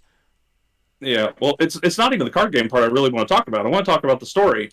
But even the people I know that have played the game haven't played the story. If only they could have made an anime. Yeah, that would have been helpful. Yes. I probably would have watched it if they had. Somebody at Cygames needed their hands smacked and told no. Maybe there's some licensing reason or something like that. Possibly. I don't know. Yeah, I don't know. Like there might have been assets that were only licensed for the game and they couldn't Or reuse them or something. They wanted to get Studio Trigger and do it properly, but all they could get was like, I don't know. Oh wait, the door's up. They have all of the money in the world. They have all the money in the world now. They could get Trigger to animate Have properly. you watched the Pinecone anime? My goodness. I have actually. I do love Yuki in that anime too. The animation, He's so deliciously brain dead. The caliber of the animation is just through the roof. Yeah. But yeah. He also becomes a happy pudding. I don't normally just gush about things because I usually can find something critical, and there are very little nitpicks I could have about the Reveal story and the way it's set up. But it's just a crime that nobody's here to talk about it. Not just in my friend group, I mean at all. Nobody has played this. You can't even go on Reddit and talk about it. Not that you would. And I have there's too many games to play right now, and I'd feel like a rube for starting now because I missed their anniversary thing. Yeah, it just ended too. Like literally just a couple days ago. But yeah, the whole reason I was going poking at Shadowverse again was because the anniversary thing happened, and I wanted to see where the new stories were at. I did also finish the follow-up story, Empyrean Inn, which is a very different story from Reveal, and still done very well and competently, but set up in a much smaller environment of just a single inn that is its own enclosed universe set apart from reality, and how basically it sets itself up as this commune utopia where everybody there has everything they want and does things all for free, and everybody's happy. But That puts a sinister undertone to all of it, Of course even it while it's does. introducing it to you with the happy, jovial presentation. it's a There's law. just something wrong about it, and it's basically an allegory of why communism is bad. Yeah. Every time such a utopia shows up, it's either old school Star Trek or there's something horribly under it. Well, the takeaway here is you can't have this type of environment without some kind of juice power in it, or giving it the ability to function. As usually, And, children being tortured in the basement. Yeah. Even worse. Oh no. No, I'm saying that's like the traditional Yeah, utopia power source is children being tortured. Yeah. yeah. So it's even worse for how they get the mana to keep the party going nonstop at this place. Feeding But it is a constant supply of shorter. babies to the underworld. There you go. Yeah. Unfortunately, this arc was subject to the Koof. So it was going to be a two-parter, like we had Reveal, Velsar, and the big finale.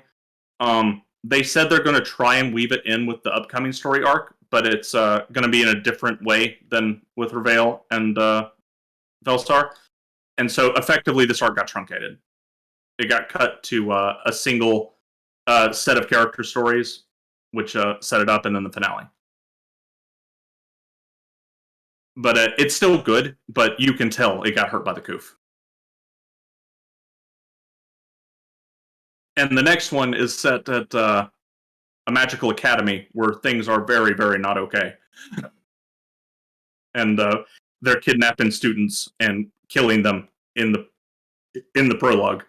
So, Well, that didn't take long. yeah, no, that's as far as I've gotten so far. So, I really like that they're willing to actually,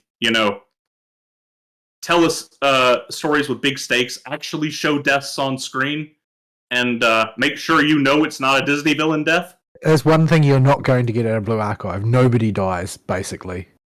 Yeah. Nobody dies. Well, because nobody can die. That's the thing. Yeah. Except the main character. The main character is on the precipice of death a lot of the time because all it takes to him is one bullet and he'll be 6 feet under. He's actually He's not like awful. everybody else. Yeah. But it's fully voice acted in English with a competent ADR direction for pretty much everything. That way. Oh, yep, that way. I'm getting turned around because I'm talking. And just nobody has played it. So I have nobody to talk about it with. So occasionally, whenever I poke back at Shadowverse, you will probably hear me gush about it again. You've got to make this sales pitch before their big events end, not immediately after. If you Yeah, want me I to know. jump on board, like your timing is very poor.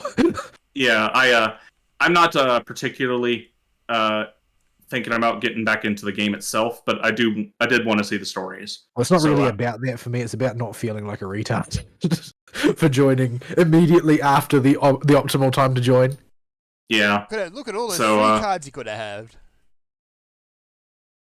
I presume yeah. they do have like a start dash equivalent. yeah, they do. Yeah, they do. It's very generous start dash Like- too. I opened my account when I first started, and they just piled cards upon cards upon cards on you. It took Yeah, me a you good get half something hour like- to get through those expansions or those packs. You don't have to stack with me for that, friend. Yeah, fair enough. That's an Elder Magicite. Holy crap! Ooh, This suddenly became a run we want to hold on to. yeah. Because when you rub out a boss with that, Mm-hmm. Just It's an delete insta one. boss kill. Ooh. who is the traditional boss to use it on? The floor 90 boss.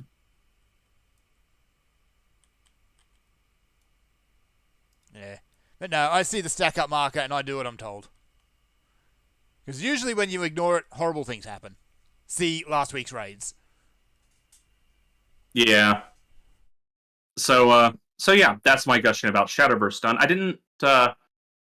I only played the very last bit of what I described, which was this very end of the Empyrean In arc and the start of the new arc that just has just begun. I forgot to turn my tank stance on. Yeah, that That helps. whole time we were doing that. But so the rest of my time, I was playing Puyo Puyo Tetris for the most part. That's an odd choice. You may have seen me on a lot of hours in Puyo Puyo Tetris, but you may have noticed I wasn't there when I was playing. And the reason for that is because I don't know if any of you have played Puyo Puyo, but one of the achievements in the game is to pop 100,000 Puyos. Oh, you just set it up with an auto clicker? No. What I did was I got 2 paperweights. I went to tiny Puyo mode, so it doubles the board size vertically and horizontally, so you can have a whole bunch of Puyos on the screen. Mm-hmm. And set the difficulty to the easiest, so you can get Puyo drops of 3 of the same color, and you need to match 4 to clear. Yep. And what you call it? Just put a paperweight on my down and right arrow keys, and went to bed. Oh. Because it only allows 3 colors to drop on the easiest difficulty, so it is. You have if you left it going for 10 hours, there's like a 0.0000001% chance it would fail. Hold on, I need to fix my mugshot. I can't stand it. Okay. But so I let that go, and I played a whole lot of Tetris and Puyo Puyo with Ibu. Cheating. We can go out if it's bugging that much. No, hold on. I think I might not have done something I was supposed to do. No, stop that. Reassign gear. But yeah, I finished that game. Got all the Chivos in it. Nice. Finished the story mode. Story mode is very basic. Power of friendship. Yeah. Something Puyos. Yeah. Every interaction in the world of Puyo Puyo Tetris is the personified Tetris pieces or the Puyo characters need to have a battle either because they're friends, they hate each other, or reasons. They need to just do it. And so, yep, it's fun. I like both Puyo and Tetris. And the only thing that I know about it is that it caused a lot of drama in Hololive JP recently. Oh, really? Why? Because some of the characters are exceptionally good, and they held a competition, like a Puyo Tetris tournament. Did they play with the character skill mode? Well, basically there was a big debacle about whether certain characters were holding back or whether whether they were playing Tetris side or Puyo side was weighted in their favor or not based on relative skill level and what allowed spammier low skill strategies to work against high skill players and that sort of thing. Like basically it was the community starting a storm in a teacup for no reason as per usual. Oh, okay. Yeah, okay. Because there's a mode where characters in the game have skills that you can activate, and a few of them have a variant of a skill called Color Change for Puyo Puyo. And this does exactly what it says on the tin. It turns all of your Puyos not of that color into Puyos, whatever their assigned color is, into Puyos of their color. So if you just fill your board up with garbage and push that button, you'll one-hit kill any opponent. Huh. That sounds broken. It is. It is absurdly busted, and why nobody plays the skill ladder matches, even when the game had an online scene at all. I mostly played with Abo, and we just alternated Puyo Tetris depending on what we were feeling, and got all the cheapos that way. Well, there was a few I had to go get on my own, like go get clear 4 different color Puyos simultaneously. That requires a very specific setup that is not realistic to do in a real match. Yeah. And would require you to set a handicap, in fact. But yeah, that was fun. And I restarted my playthrough of Eterna Noctis. That is a Metroidvania, surprise, surprise, that does not do much. different, other than it's just a very hard one because it saw the Path of Pain in Hollow Knight and was like, yeah, let's make that a video game. Let's just do that. You see all them buzzsaws? I bet we can have even more. The Path cost of too great. Pain. Ugh. So yeah, I've been going through that on the normal difficulty. They only had the normal difficulty originally, but the game, the Path of Pain is bad. If you make a whole game about it and you're not really into mastering 2D Metroid style platforming, you're in for a bad time. Yeah. You're not gonna like that very much. Super Meat So Boy did it, but they had like it broken up into levels. Yeah. So they have a game journalist mode now, Yeah. but they disable a bunch of the chivos if you play it. Yeah. So There reading, is in fact a cost that is too great. Yes. yeah, the cost is nobody will play our game because it's literally just the Path of Pain.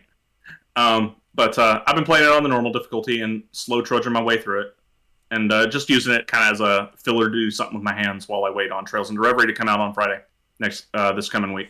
Which is the only thing in my Twitter feed right now. Yeah, a lot of people have The broken the publisher's streak just date. been spamming non-stop. Like they've decided to substitute for a marketing campaign. Just their social media intern constantly spamming every review, every screenshot, every discussion of the game, Yeah, As long as he's not Oh, I spoiling mean- anything, that's the main thing. and a bunch of key art of the characters, of course, which is mandatory for marketing. Except for some reason, the key art always features Reen head patting someone. I wonder why that is. But yeah, it's a little bit of a mess with Trails marketing in general. And I have had to be very careful with spoilers because there are whole playthroughs going up on YouTube already. Yes. That's also been like a feature of my week this week has been attempting to constantly dodge FF16 spoilers, which appears to be like 90% of YouTube right now. Yeah, that'll be an ongoing project for the next 2.5-3 weeks. Yes, until the PC version's out. Anyway. No, well, at least until the algorithm decides that it's no longer interesting. Yeah, all we Yes. need is it to not favor it in our recommends. And as long as if I never click on it while it's popular, then they'll just stop sending it to me. And Yeah. I'll just have the odd one that pops up because it's got Final Fantasy in the name and I'm watching FF14 stuff. Yeah. and It's more it'll that, usually be a generic review. You won't get a boss spoiled for you or something in the thumbnail. Yeah, well, that's the way it usually goes. Is after the initial rush has gone down, you lose all those first impression videos, but then you start getting the spoiler thumbnails. Yeah, well, unfortunately, most of the major pivotal encounters center around summons, and like, I'm not going to be spoiled by the idea that Bahamut is in Final Fantasy. I'm sorry. Yeah, so and anything that is just generic, also a primal in Final Fantasy or an FF14 name appears in the game as a boss, I'm going to forget that was even mentioned because it's of course the Garuda's in the game or whatever. Yeah, it's a Final Fantasy game. Of course- course, Bahamut's here, Titan's here, Ifrit's here, so on, so on, so on. Yeah, so all that I'm not too worried about, but as you get deeper and you get to specific character names that may be more memorable and may accidentally stick in my head, that's where I start to worry. Yeah. What could be more memorable than Ice Shilindrig? Nothing. If nothing else, when he picked his name, he picked a memorable one. In fact, That's the name? his delivery of that line is so good. The guy that plays Drock just goes, "That's his name?" And he's genuinely flabbergasted.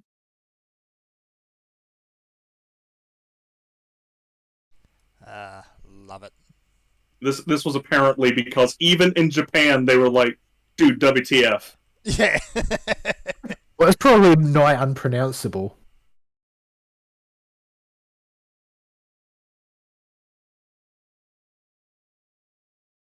And his name is fun to laugh at. Shilindrig is not a nice guy, and he is a genuinely intimidating presence in the story. He is a Well, maybe he should have picked a name that made him less public enemy number one. Everybody abbreviates it to Lord Icy. I mean, yeah.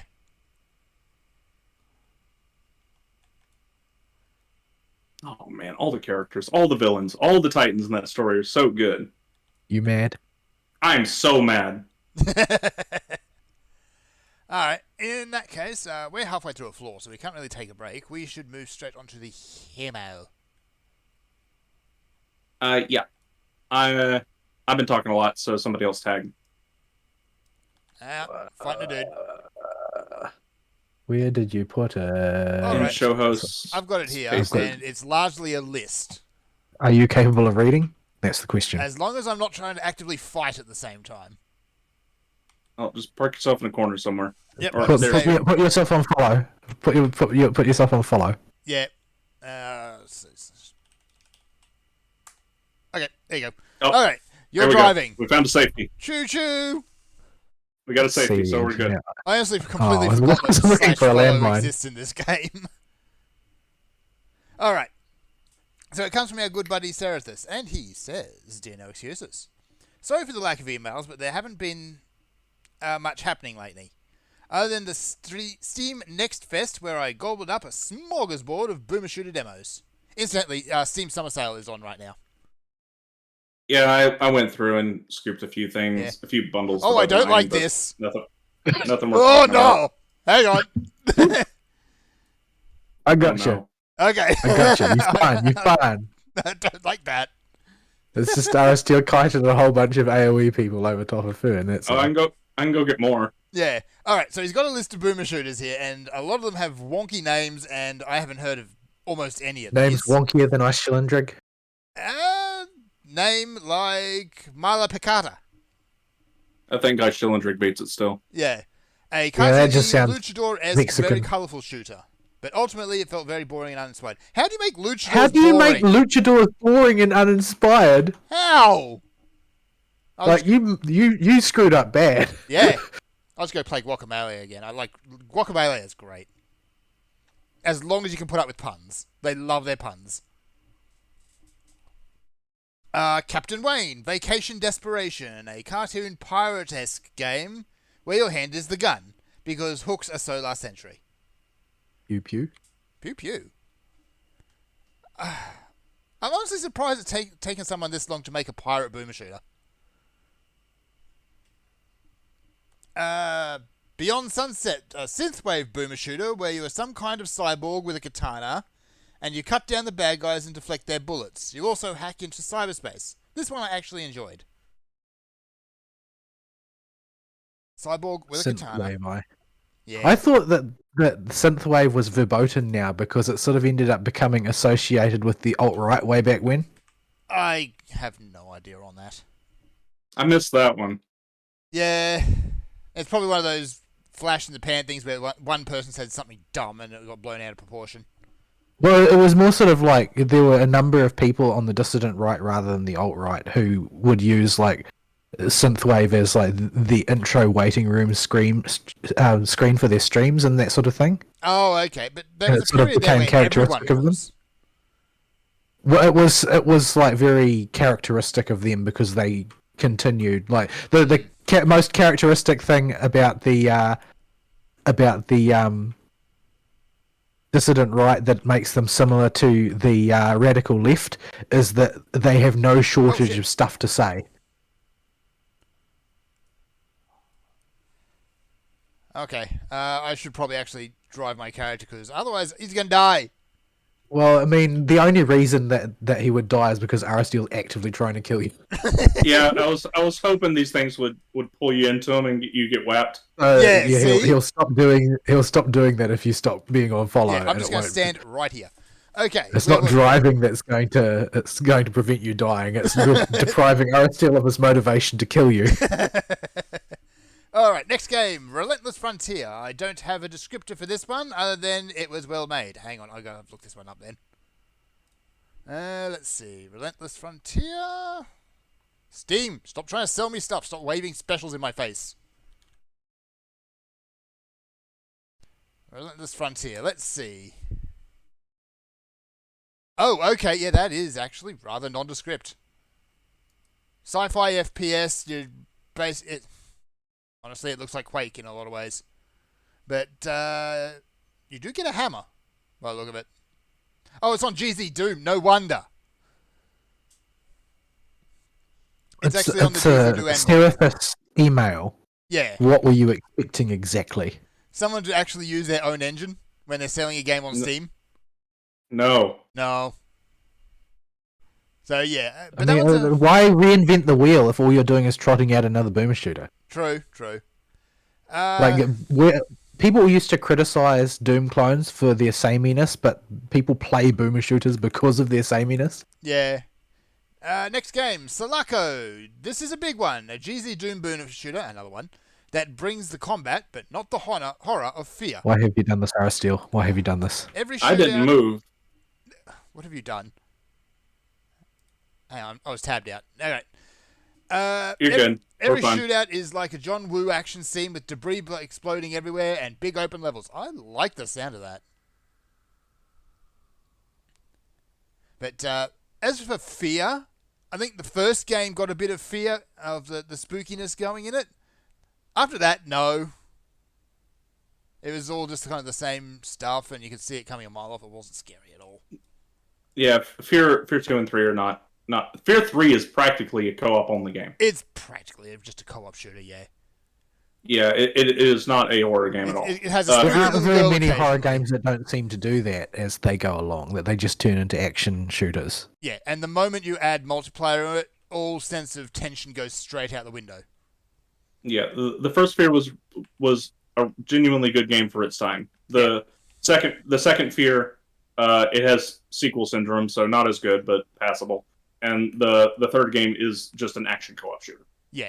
It's why I tell people when they're looking at playing The Forest and by extension Sons of the Forest, is the single player and the multiplayer are completely different experiences with that game. Like, the first solo player, it's very atmospheric, it's very oppressive, it's all survival based, and you will fail initially. And it will probably take you a few tries to actually get anywhere in the game. Multiplayer, though, it turns into a clown circus of people trying to drop trees on each other and running around with cannibals conga lining behind them.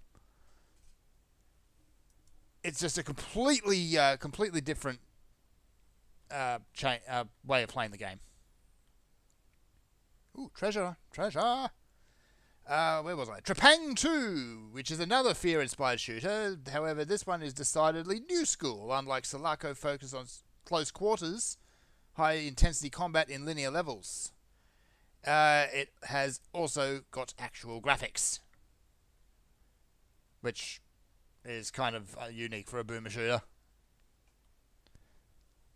And like Lies of P, a game that just exudes, we have Bloodborne on PC at home.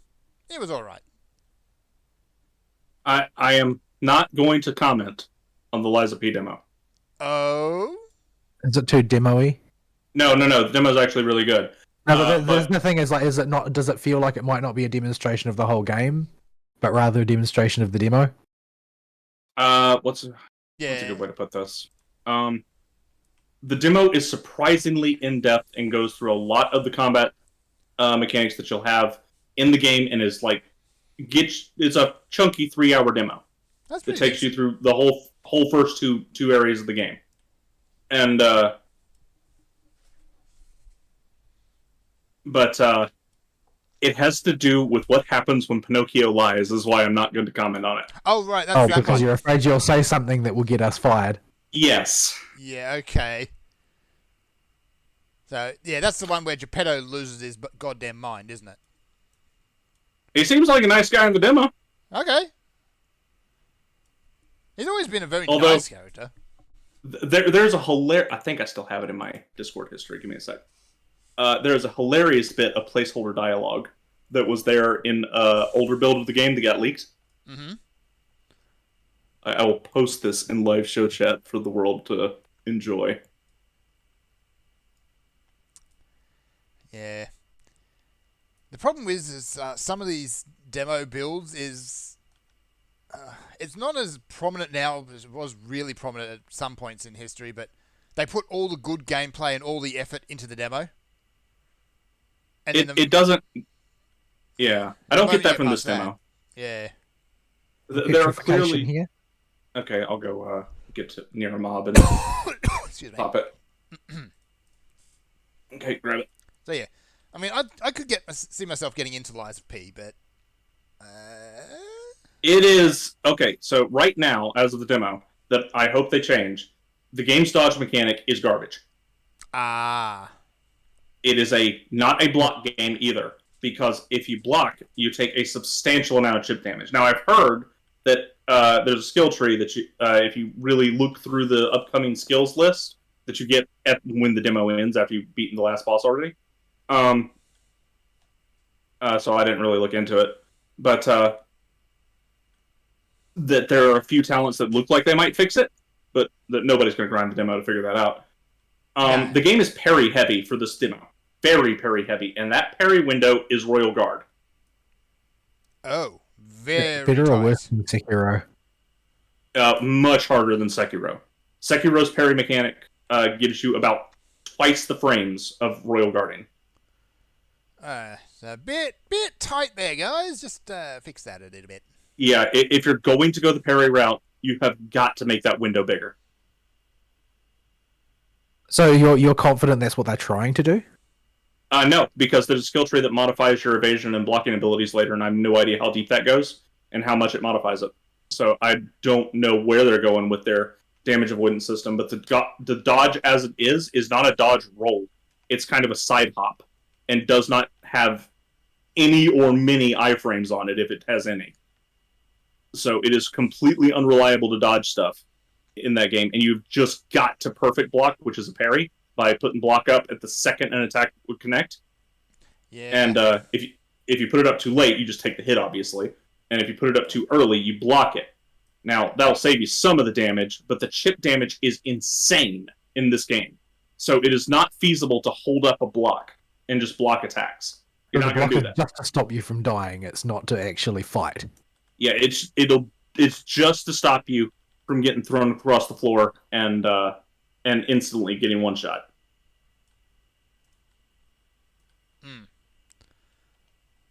Alright. So yeah, that's Lies of P. I might check it out when it gets a full version, and hopefully they keep the demo around. Yeah, it's a really chunky demo. They obviously have a lot of confidence in this game, and there's a lot of good stuff in the game as far as Dark Souls level design goes. It is just Dark Souls. Don't let anybody tell you it's anything else, because there are so many systems just cribbed straight from Dark Souls as one-to-one ports that it is impossible to see this game as anything other than a Dark Souls or Bloodborne clone. I don't mind that the so only- much, though. Yeah, the only difference is the way you handle damage avoidance. Yeah. Typically when people try to clone Dark Souls and then get ideas, they ruin it. Yeah, it is a formula that works for a reason, and the world design is the biggest reason it works. As much as people don't talk always or focus on the freaking difficulty of the games, the world design is, I think, the most important part of what makes Dark Souls work, because it's just a Metroid game. Yeah. And nobody wants to admit that, but that's the truth. You're playing a 3D Metroidvania, guys. You are. It's just got excessively tough boss fights, but beyond that, Yeah. You're just playing 3D Hollow Knight. all that gloominess. Hang on, we're boss fighting, and then I'll continue the email. He's almost dead. Yeah, we kind of went boom on him. We kind of went boom on all of them. Yeah. He's gonna make all these balls explode. There he goes. They're gonna- Oop, that's right. Yeah, they they're keep gonna exploding. explode. Yeah, they explode 2 more times after he does the WAP.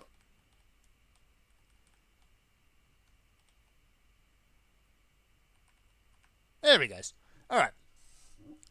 Alright, next game. Like BattleBit Remastered, which is not actually a demo. I bought it because it is a $15, 256 player first person shooter that is simply BTFO's Battlefield in practically every way apart from the Roblox graphics.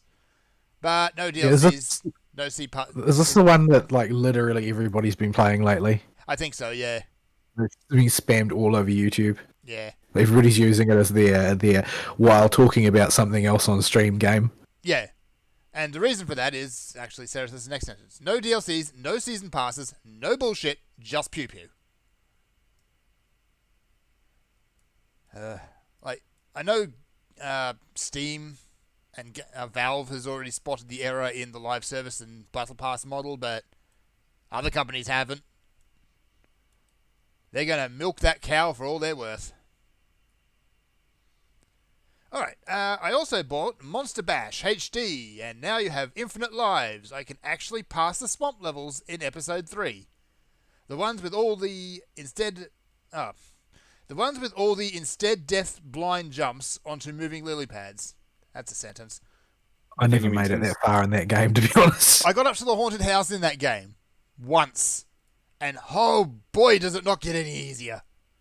I've gotten through the haunted house before, but most of the time that is where I stop playing because I just get lost and can't remember where I've been and where I need to go. Yeah, the haunted house levels, everything looks the freaking same, no matter where you go. It's very visually noisy, but very visually samey at the same time. Yeah.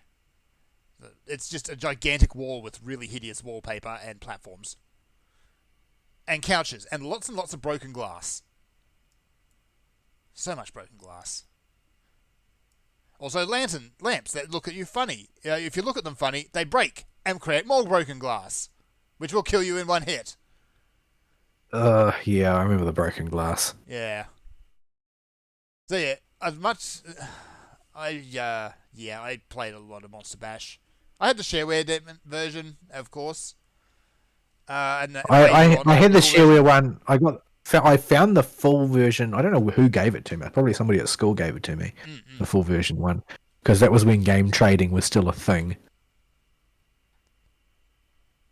Yeah. But I was never very good at. I was never very good at any of those platformers. The only ones that I ever managed to really complete were Commander Keen ones. Yeah, Commander Keen games were just so easy to play. Very silly, very Moorish in a lot of ways, but again, like shareware was the peak time of put everything in the demo. Or in the case of shareware, it was put everything into chapter 1. Yeah, like the thing is that the chapter 2 and chapter 3, they would sell them on new enemies and new tile sets and that, but then the effort would stop after the new effort, the new tile set, the new assets and new tile sets and things. Yeah. Yeah. And if you're lucky, those new enemies would have a different AI. Yeah, but I mean, the thing is, if you think about shareware game like Commander Keen 4 was so ridiculously broad in terms of the things that you had available to you to do that, why would you even need episode 5? Yeah. Anyway. Where were we? Down the bottom. And that's about it. I mean, they announced a new Creeper World game, which is going to be a side-scroller. I can't words. Jeez. Like 2 was. But we only have screenshots to go by. And a new season for Lost Vikings in Space, DRG, but it's mid. And that's from Ceratus. Thank you very much. I played a lot of, I think, Creeper World 3. I think it was 3? There's a lot of Creeper World games. We're up to, 5 now with this one? I don't know anything about them, so... It's basically a tower defense where you're pushing back a grey ooze situation. Except it's purple. Grey ooze.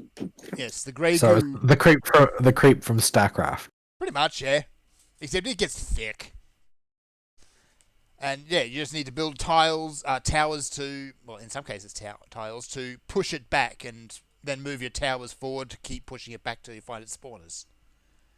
But that's the early game. Later on, it gets creative. The grey goo or the purple goo starts fighting back. It's a game I found it's fun, but yeah, at least I think it was 3 anyway. Does get a bit samey after a bit. All right, so thank you very much for the email, Cerathus. Oh, he says Terrapang 2 is not a boomer shooter. Oh, isn't it? Okay. He just got in with all the other boomer shooters. He also got Liars P in there as well, but never mind that. No, Well, he's going to say that none of them are boomer shooters if you say that. He said he scooped up a bunch of stuff, but none of it was boomer shooters. Okay. Except there's a couple in there that are. Oh, he might talk about some, but he didn't scoop up any boomer shooters in the sale. Yeah. Yeah, because we had the FPS Fest or whatever they called it before this. So they put out a whole bunch of demos, and they've still got a lot of them up. So you can just go and try these games. Yeah. It's I'm sure Boomer Shooter will just be the new Metroidvania, so every shooter that is not Call of Battlefield 2 or whatever is going to be classified as a boomer shooter. Yeah, it's going to be one of those genres that is just has anything goes. So yeah, all right. Yeah. Should we take a break before we get into the news? There ain't very much news, but yeah, we should. Yeah. So here's a break, folks. All right, Serathis is hopping out the live chat. We'll see you next week, Serathis. All right, here's some music. We'll be right back.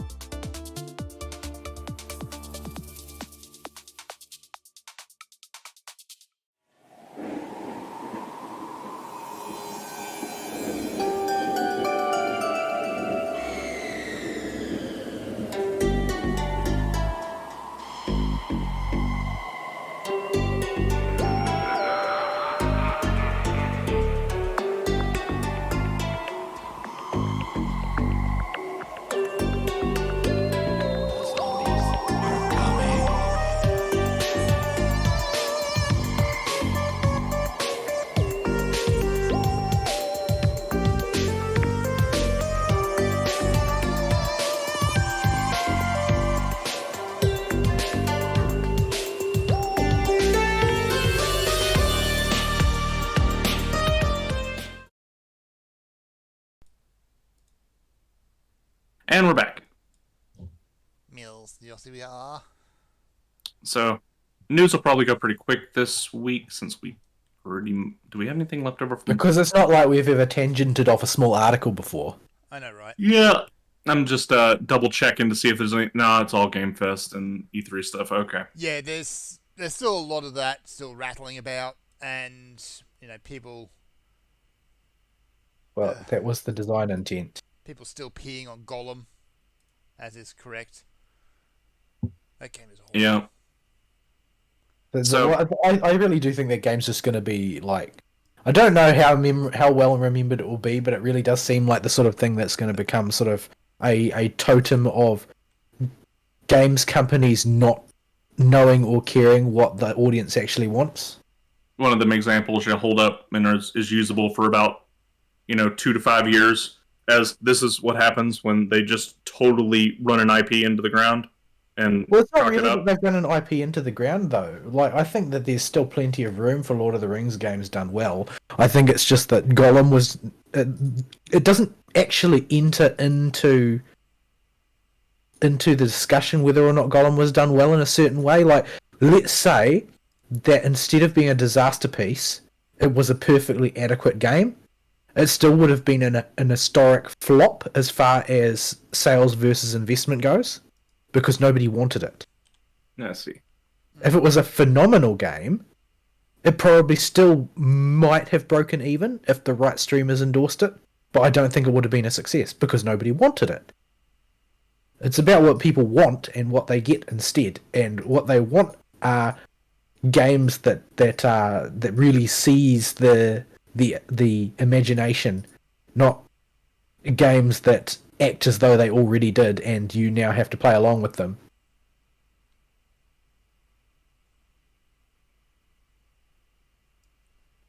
Yeah. So yeah, there's that going on. The smallest, there's only two really here to talk about. The first one is a small one. Niantic is having trouble again. Again. Well, Yeah. this is how they do. Like, they're victims of their own success in a certain way. Like, Pokemon Go was just a phenomenon, and it seems like before Pokemon Go, they were like a boutique developer that was servicing Ingress, and Ingress was a very small but very intense niche phenomenon. Like, the people that were into Ingress were really into Ingress. To the point where people were making international flights just to touch nodes. And, draw a giant triangle on a map of the Pacific Ocean. I mean, gotta profit your team if you do, but... that was one hell of a zone. Yeah.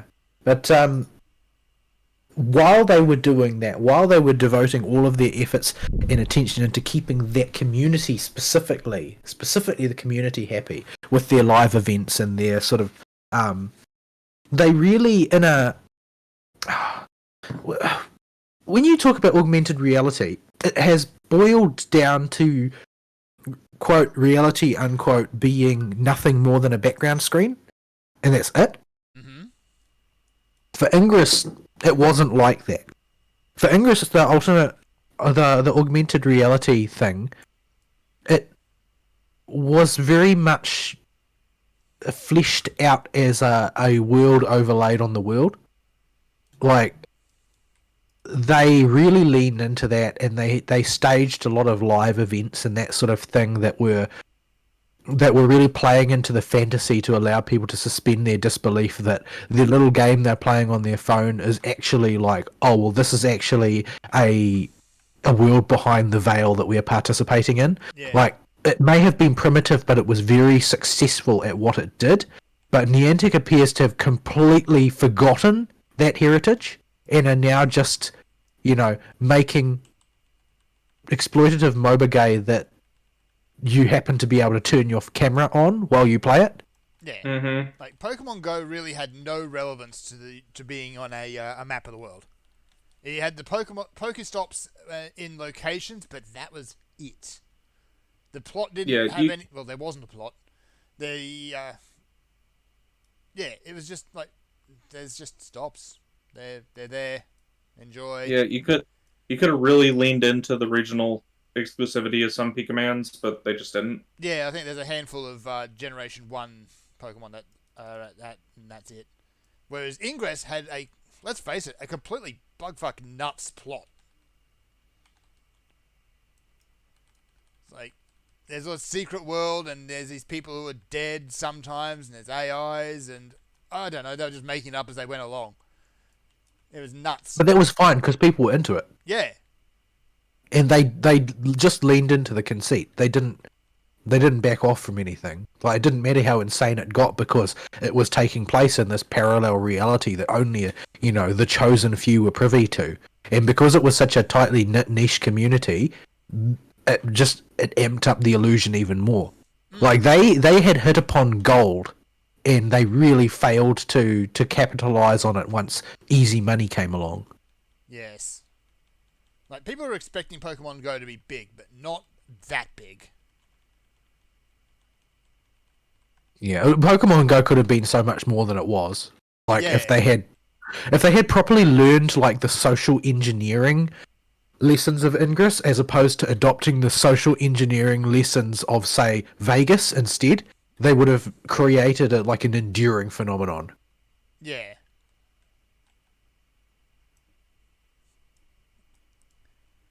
Yeah, so that's where Pikmin Bloom really falls down. It's got even less to do with the real world than Pokemon does. It's basically a pedometer. And you can't even feed them anabolic steroids. Nope, you can't make small Pikmin, and it is a great disappointment to everyone. The Monster Hunter one, I don't know what their world mechanics are yet, so we'll see on that. But I'm expecting it to be about on the level of Pokemon Go. It's like just nodes in places, and then there'll be monsters randomly signed around the place, and you go fight. What level's your Summoner Fern? 69 and like 90%. Oh, we can go do Fates in like the Lokes or something. It's probably going to be better. Yeah, Locks would be better than here. To the last few Shark. Where is it? There it is. There we go. I'll take us to the Lokes so we can do Fates there to level you up. Moochie moochie. Sure.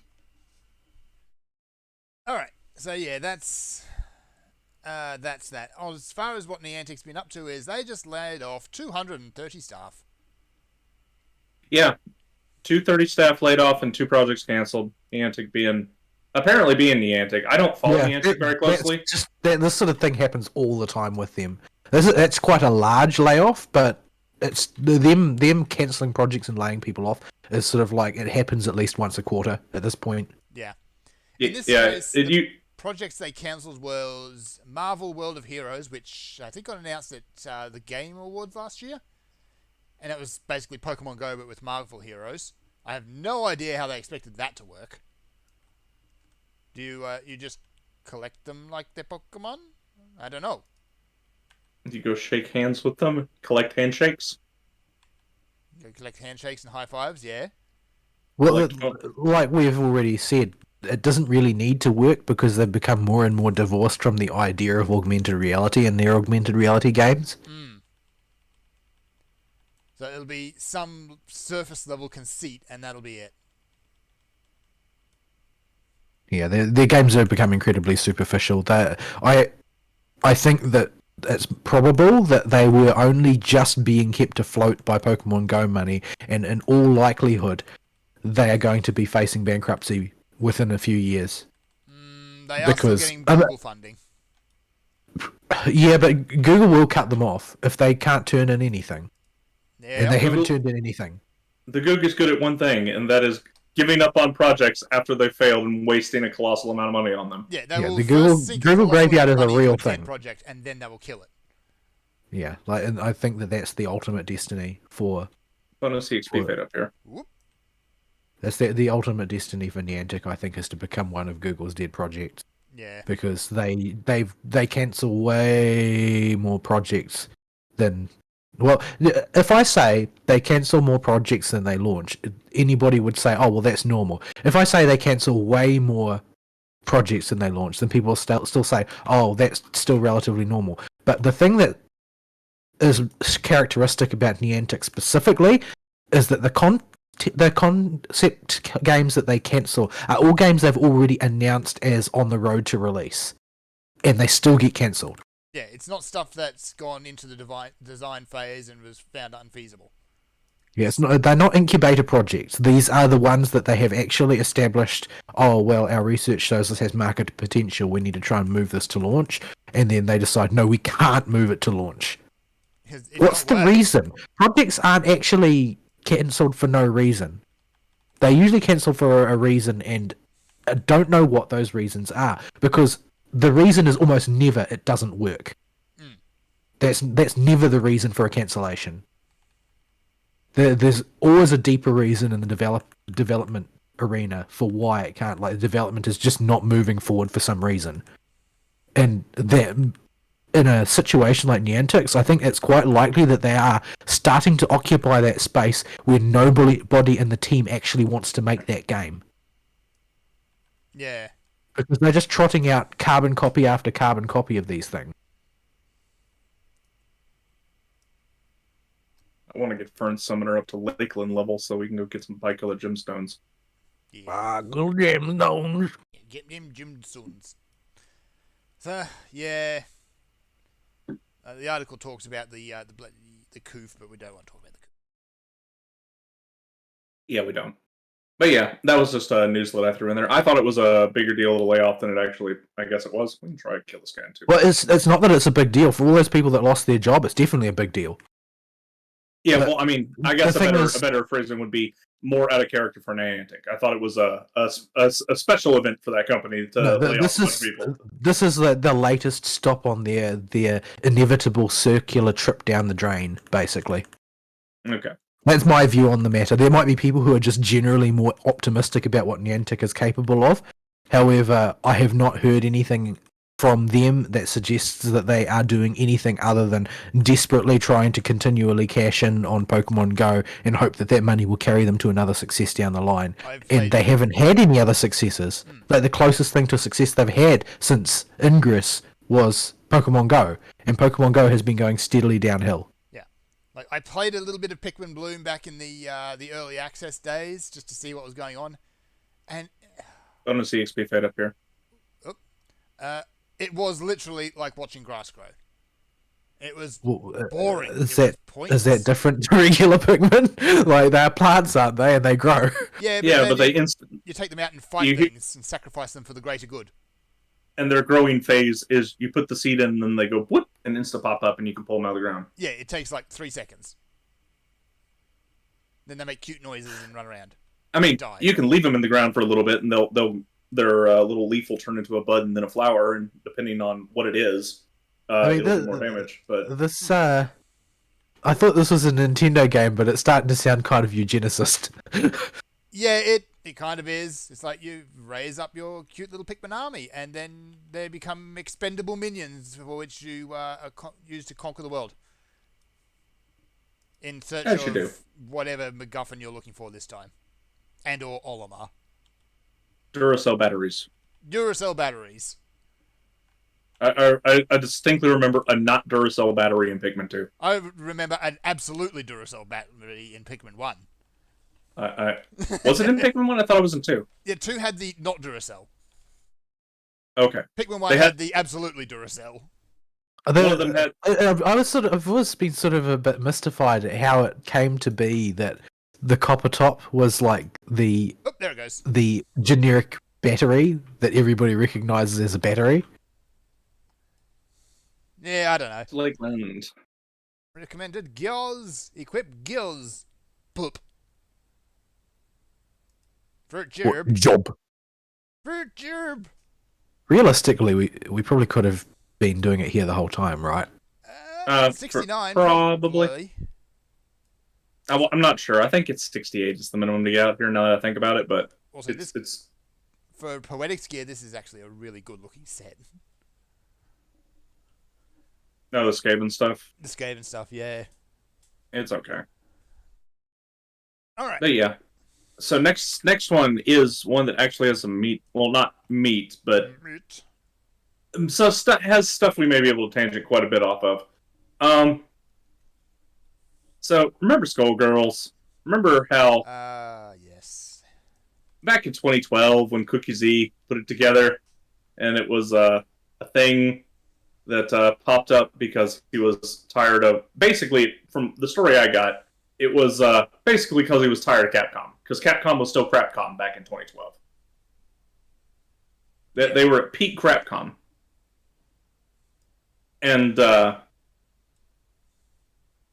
he made Skullgirls because he wanted a Marvel-like game that basically wasn't run by Capcom, and a game that he could actually actively balance and stuff, and that's fine and all good and stuff. And the characters initially just were whatever the artist thought were fun, and most of them, because most of them, all of them initially, were anime girls and not yucky boys. They had bouncy assets, we'll say, Very and bouncy assets. clothing that showed off those bouncy assets. And over time, throughout the years, Lab Zero, the company Cookie Z set up, I don't know if he's still a part of it or not. I don't think so. I don't even. I think he got run out, but I think he's still involved in some way. They have gotten to be the poster child for the independent company going super woke. I don't think they're even independent anymore at this point. Somebody might have bought them out. Yeah, the road that Skullgirls has paved through its years has been very, very rocky. But they are so woke, it's become a meme amongst the general video game community that follows companies. And it's just lol Skullgirls. Are they aware that they're a meme, or do they just think, oh, it's just the haters? They probably think so. They've got to tell themselves that to sleep at night, I imagine, because it's so ridiculous. But I don't see how you can get to that position and not at least stop and think for a bit. Like, why does everybody view us as ridiculous? Maybe we actually are ridiculous.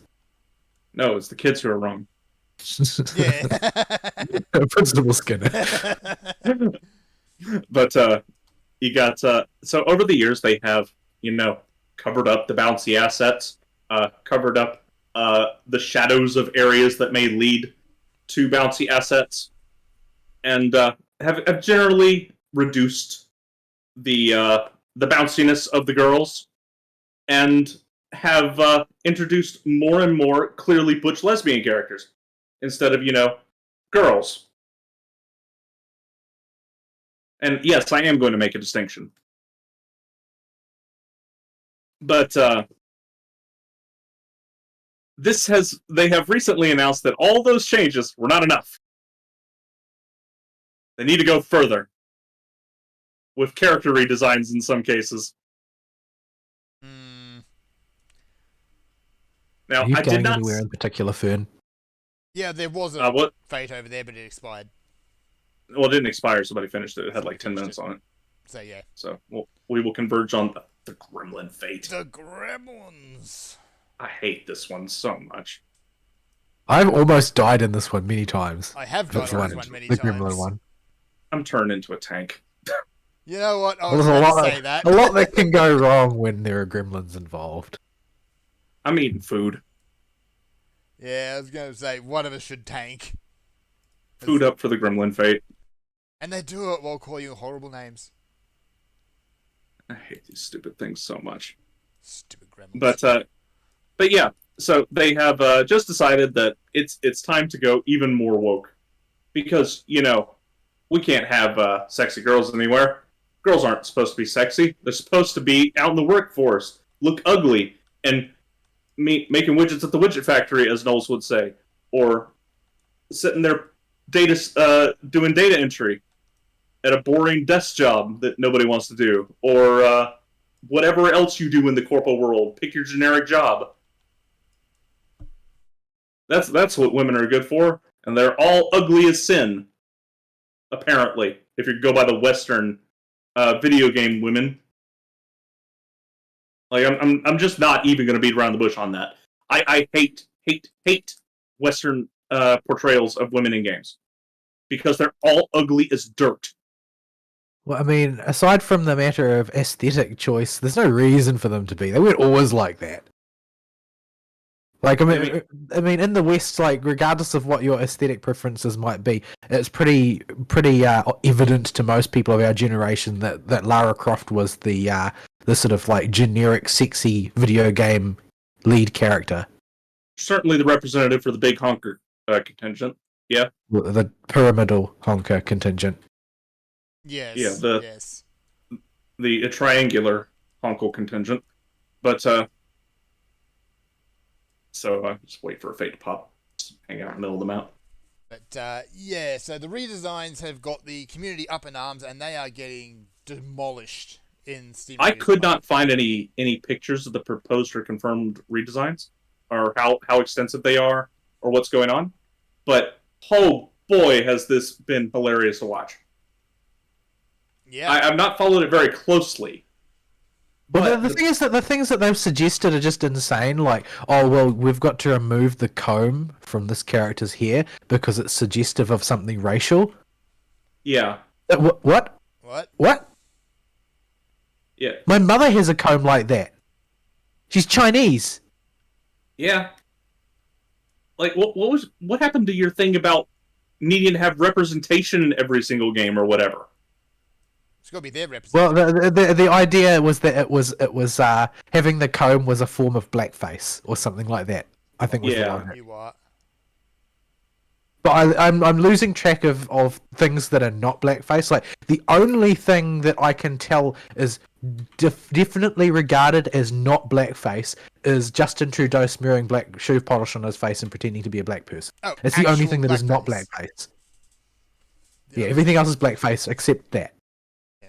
The only thing that is not blackface is actual blackface. Right. Yep. So that they found all kinds of. I love how it's not just there's the one scandalous photo of Justin Trudeau wearing blackface, but that it's just something he seems to do all the time. Yeah, it's like it's an addiction. He needs it.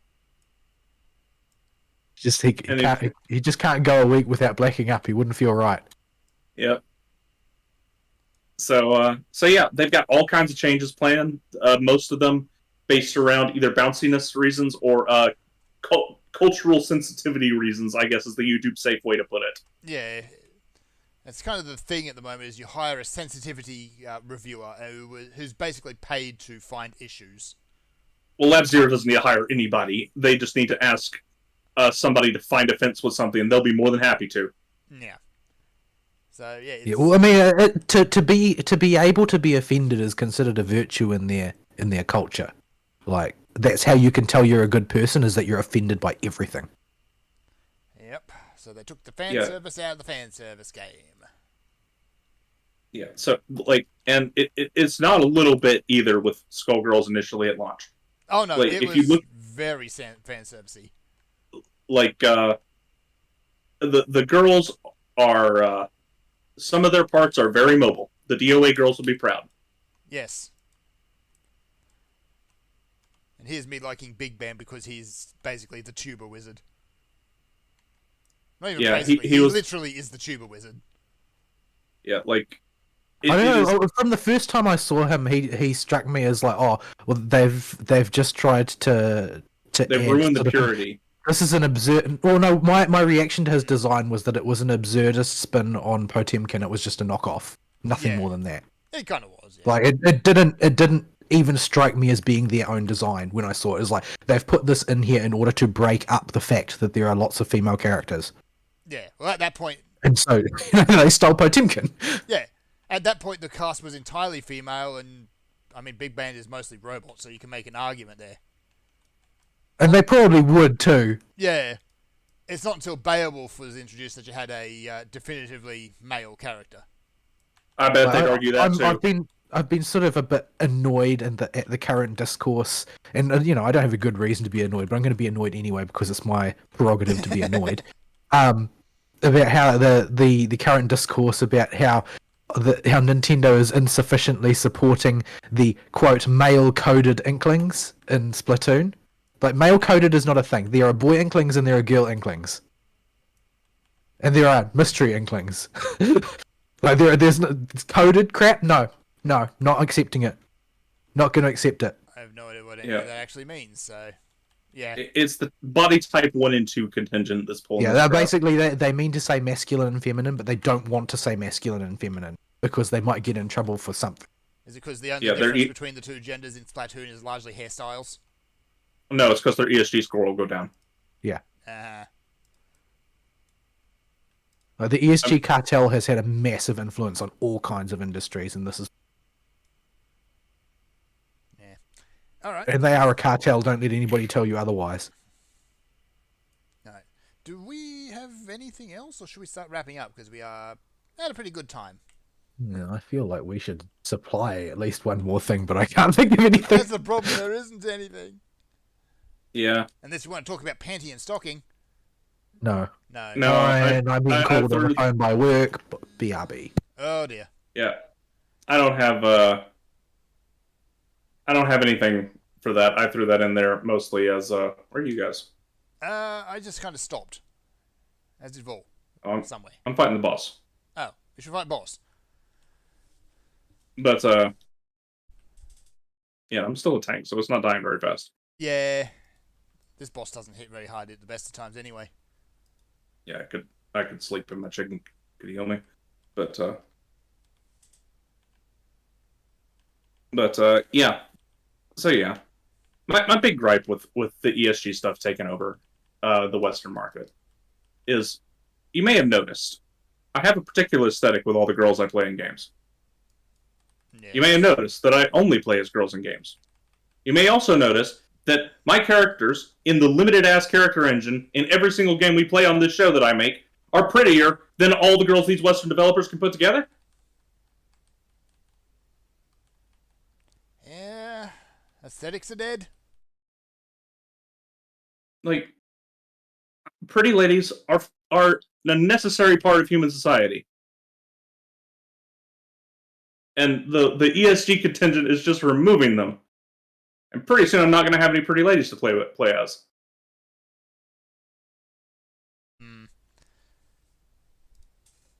Alright, yeah. Can't really think of anything to add to it, unfortunately. Well, you play robots. And I like furries. playing robots and weird things. Furries. Furries, I guess.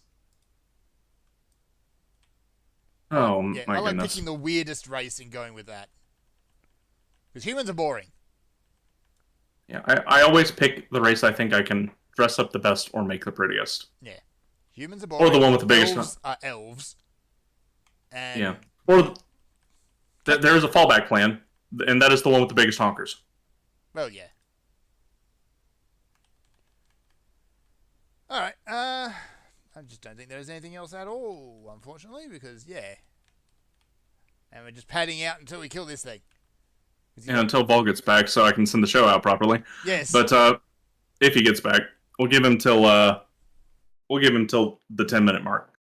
But yeah. Yeah. I mean, we've got a few other little things that are happening in the fringe fandoms, like the usual nonsense of Xbox kiddies trying to push for Starfield to be Xbox exclusive for reasons. And I don't know why people do that. It's like, does this make your PP hard or something? I don't know. I'm so glad that a bunch of Japanese developers are just saying F console exclusivity. It doesn't matter. We want our stuff on PC. Yeah. And the PC stuff is finally starting to get more of a foothold. Yeah. Because I just don't want to have to hook up a console anymore. It's too much work. It's too much effort to bust out the console. It's too expensive.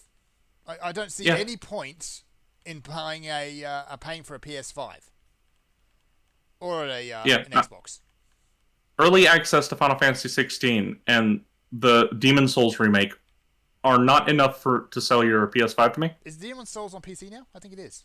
Nope. I would have bought it if it was. Okay, so it's not on PC yet. Yep, still exclusive, and likely will be until the end of the PS5's life cycle because they signed a long-term deal with Sony. I think Final Fantasy 16 might be the closest to a killer app for me, and honestly, I could just wait. Wait, yeah, I can just wait. I got plenty of other stuff to be playing. And it's also cheaper in the long run to play on PC, regardless of the hardware costs. Just because we have the Steam Summer Sale. I mean, you could always show Heart Fidelity D as well, I suppose. But speaking even just strictly legally and still paying for all your products, it's still cheaper to play on PC because you get your games so much cheaper. And with the price of games increasing significantly in proportion to consoles, you got it's just cheaper to play on PC if you're a person that plays a whole lot of video games because you just wait for the sales. You get every game you want on super deep discount and save a colossal amount of money. And you can't do that with consoles. Yeah, their sales be able to chip through my backlog anyway. Yeah, and that we've got a giant PC backlog by now because we've been doing it for so long. So I don't think I'm ever going to buy another console. No, I don't. Yeah, I'm not going to rule out ever buying another console because realistically, I can be moved along by Fate games. Yeah. Like I have this franchise that is likely to drag me along, but like in the case of say Fate Samurai Remnants, PS5, Xbox, Switch is going to come out ahead of PC, but by like one day. So there's no reason. I'm just going to get on PC. Yeah, like I can see myself buying Nintendo's next console if they keep with the portable aspects. Like Sony's. Yeah, for me, it's not really the portable aspect so much as do they have like a year's lead on Monster Hunter? Yes, also that. Because that's what I'm really concerned about is Monster Hunter when it comes to Nintendo. The fact that half of the Monster Hunter games will always appear on Nintendo first is sort of a killer app for me. Yeah, Monster Hunter is definitely a killer app, but Nintendo's hardware has been not only it's the only way to actually get Nintendo products, but it's also been a lot more reasonably priced. Less powerful, absolutely, but a lot more affordable. Well, it's good. It's as powerful as it needs to be for the role that it fills. Yes. So, yeah. And honestly, Capcom have been pretty good with their pricing, to be honest. Like, if I wanted to start buying into Rise on PC now, I could do it for a song. Oh, absolutely, you could. Yeah. Heck, with the summer sale, you could even pick up another copy if you wanted to play multiplayer cross-platform. I didn't notice during the summer sale, at least during the first day, they might have fixed it by now. They still had last year's banner up for Monster Hunter Rise. Yeah. And so they had Sunbreak coming soon. Yeah, I noticed that. Hey, Capcom, what you doing? Wake up. Have they actually... when's TGS? I'll have to look it up. I think it's August? Did they say anything leading like, please pay attention to TGS? No. Sometimes they do. Sometimes they do, but this time they haven't. Let me see. It is September 21st. Because I feel like the time is ripe. Yeah, we've got to find out about a new... It's not just that it's on schedule, but that we're sort of like... People are coming down off of the grand finale high from Sunbreak now, and before that hype dies away completely, you want to sort of bait them out with the next thing. Mm-hmm. All aboard the hype train. But, yeah, it's a good time. Like, we've wrapped up Rise, we've wrapped up World a while ago, we've wrapped up Stories as well. So, yeah, everyone's kind of waiting for the next Monster Hunter thing. We got the continuation on this one. Yeah. The thing is, though, after how good World and Rise was, it's like, which way are they going to go? It's going to be a tough act to follow. Like, I have a lot of problems with the way, wire bugs and the Clutch Claw particularly distorted the approach to playing the game, for sure. But from all accounts and from what I've seen, this is one of the best, generations that Monster Hunter's ever had. Yeah, Rise and World are both phenomenal, but in different ways. World really put in kind of the grungy Monster Hunter feel, whereas Rise kind of took it in a more arcadey direction. And both are a lot of fun. Hopefully they go down the World track for the main line, but we'll wait and see, I guess. Yeah, I would really like to get back to what they were doing in World. I like that much better than Rise. Yeah, where it's Yeah, the slower game pace. Yeah, I guess the Sunbreaker's sort of like maybe not quite all the way, but sort of like frontiery. Yeah, a bit. The spin-off. Like they've just chosen the wackier ideas generally when Yeah. moving forward. Like they've leaned very heavily into the theming and less into the ecosystem approach. But that's what they've always done, is the side games are where you should find the really wacky and interesting stuff. The weird experiments. The weird experiments, and then they see what works and build on that. The last time they put a really weird experiment into the mainline game was probably 3 with the swimming mechanic. Let's not do swimming. Nobody likes underwater combat. I liked it because it made Royal Lodros was actually a fight then. Royal Lodros has not been any sort of threat since. Well, I mean, He's it a is a sponge. sponge beast. If It it is was a like sponge. really threatening, that would be a little bit comical. Yeah, Royal Lodros underwater was an entirely different beast. Well, I suppose Yeah, it's like crocodile on land versus crocodile in the water type Yeah. of scenario. Like, it'll still mess you up, but yeah, it messed you up in a different way. Is there another chapter here? Is it just 2? I think we go to the loop to the south. But that's it. We should probably start wrapping up. Yep, we're waiting on Ball to get back mostly. So, all right, folks. Y'all got any closing comments for us on this out? I want to get out of work, hell. So do I, but unfortunately I'm stuck there for good. I see one on the horizon. It's coming. I got a week reprieve, and I wish I'd had Trails of Reverie out a week sooner, like it seems like everybody on YouTube got to use Well, it on. You kind of need a shot of work hell in order to make sure that your books stay nice and liquid. Yeah. Yeah, I need some of that work hell to be actual orders, and I'm hoping some of them are.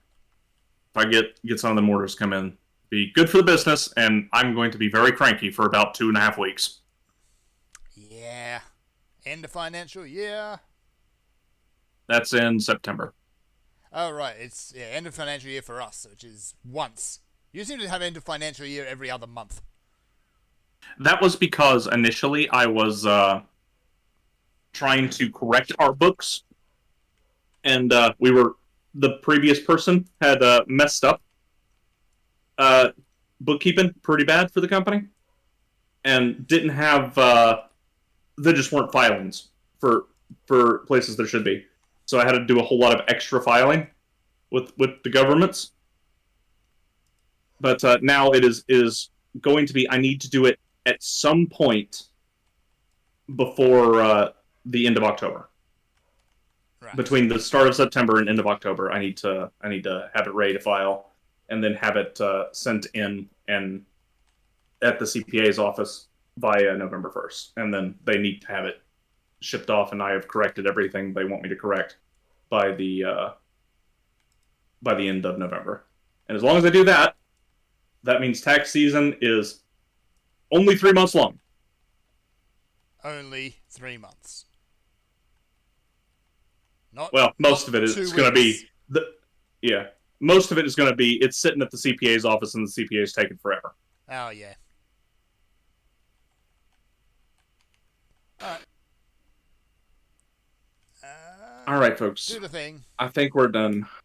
We'll see you next week. If you want to check out the Reveal story, you don't need a whole bunch of the context from the rest of Shadowverse, and I've linked the English dubs playlist on in the video games thread. So if you want to see what I was gushing about, it's over there, and you can go take a look. All right, folks. Desperately wants you to do so. I just want somebody to talk about it with. Dang it!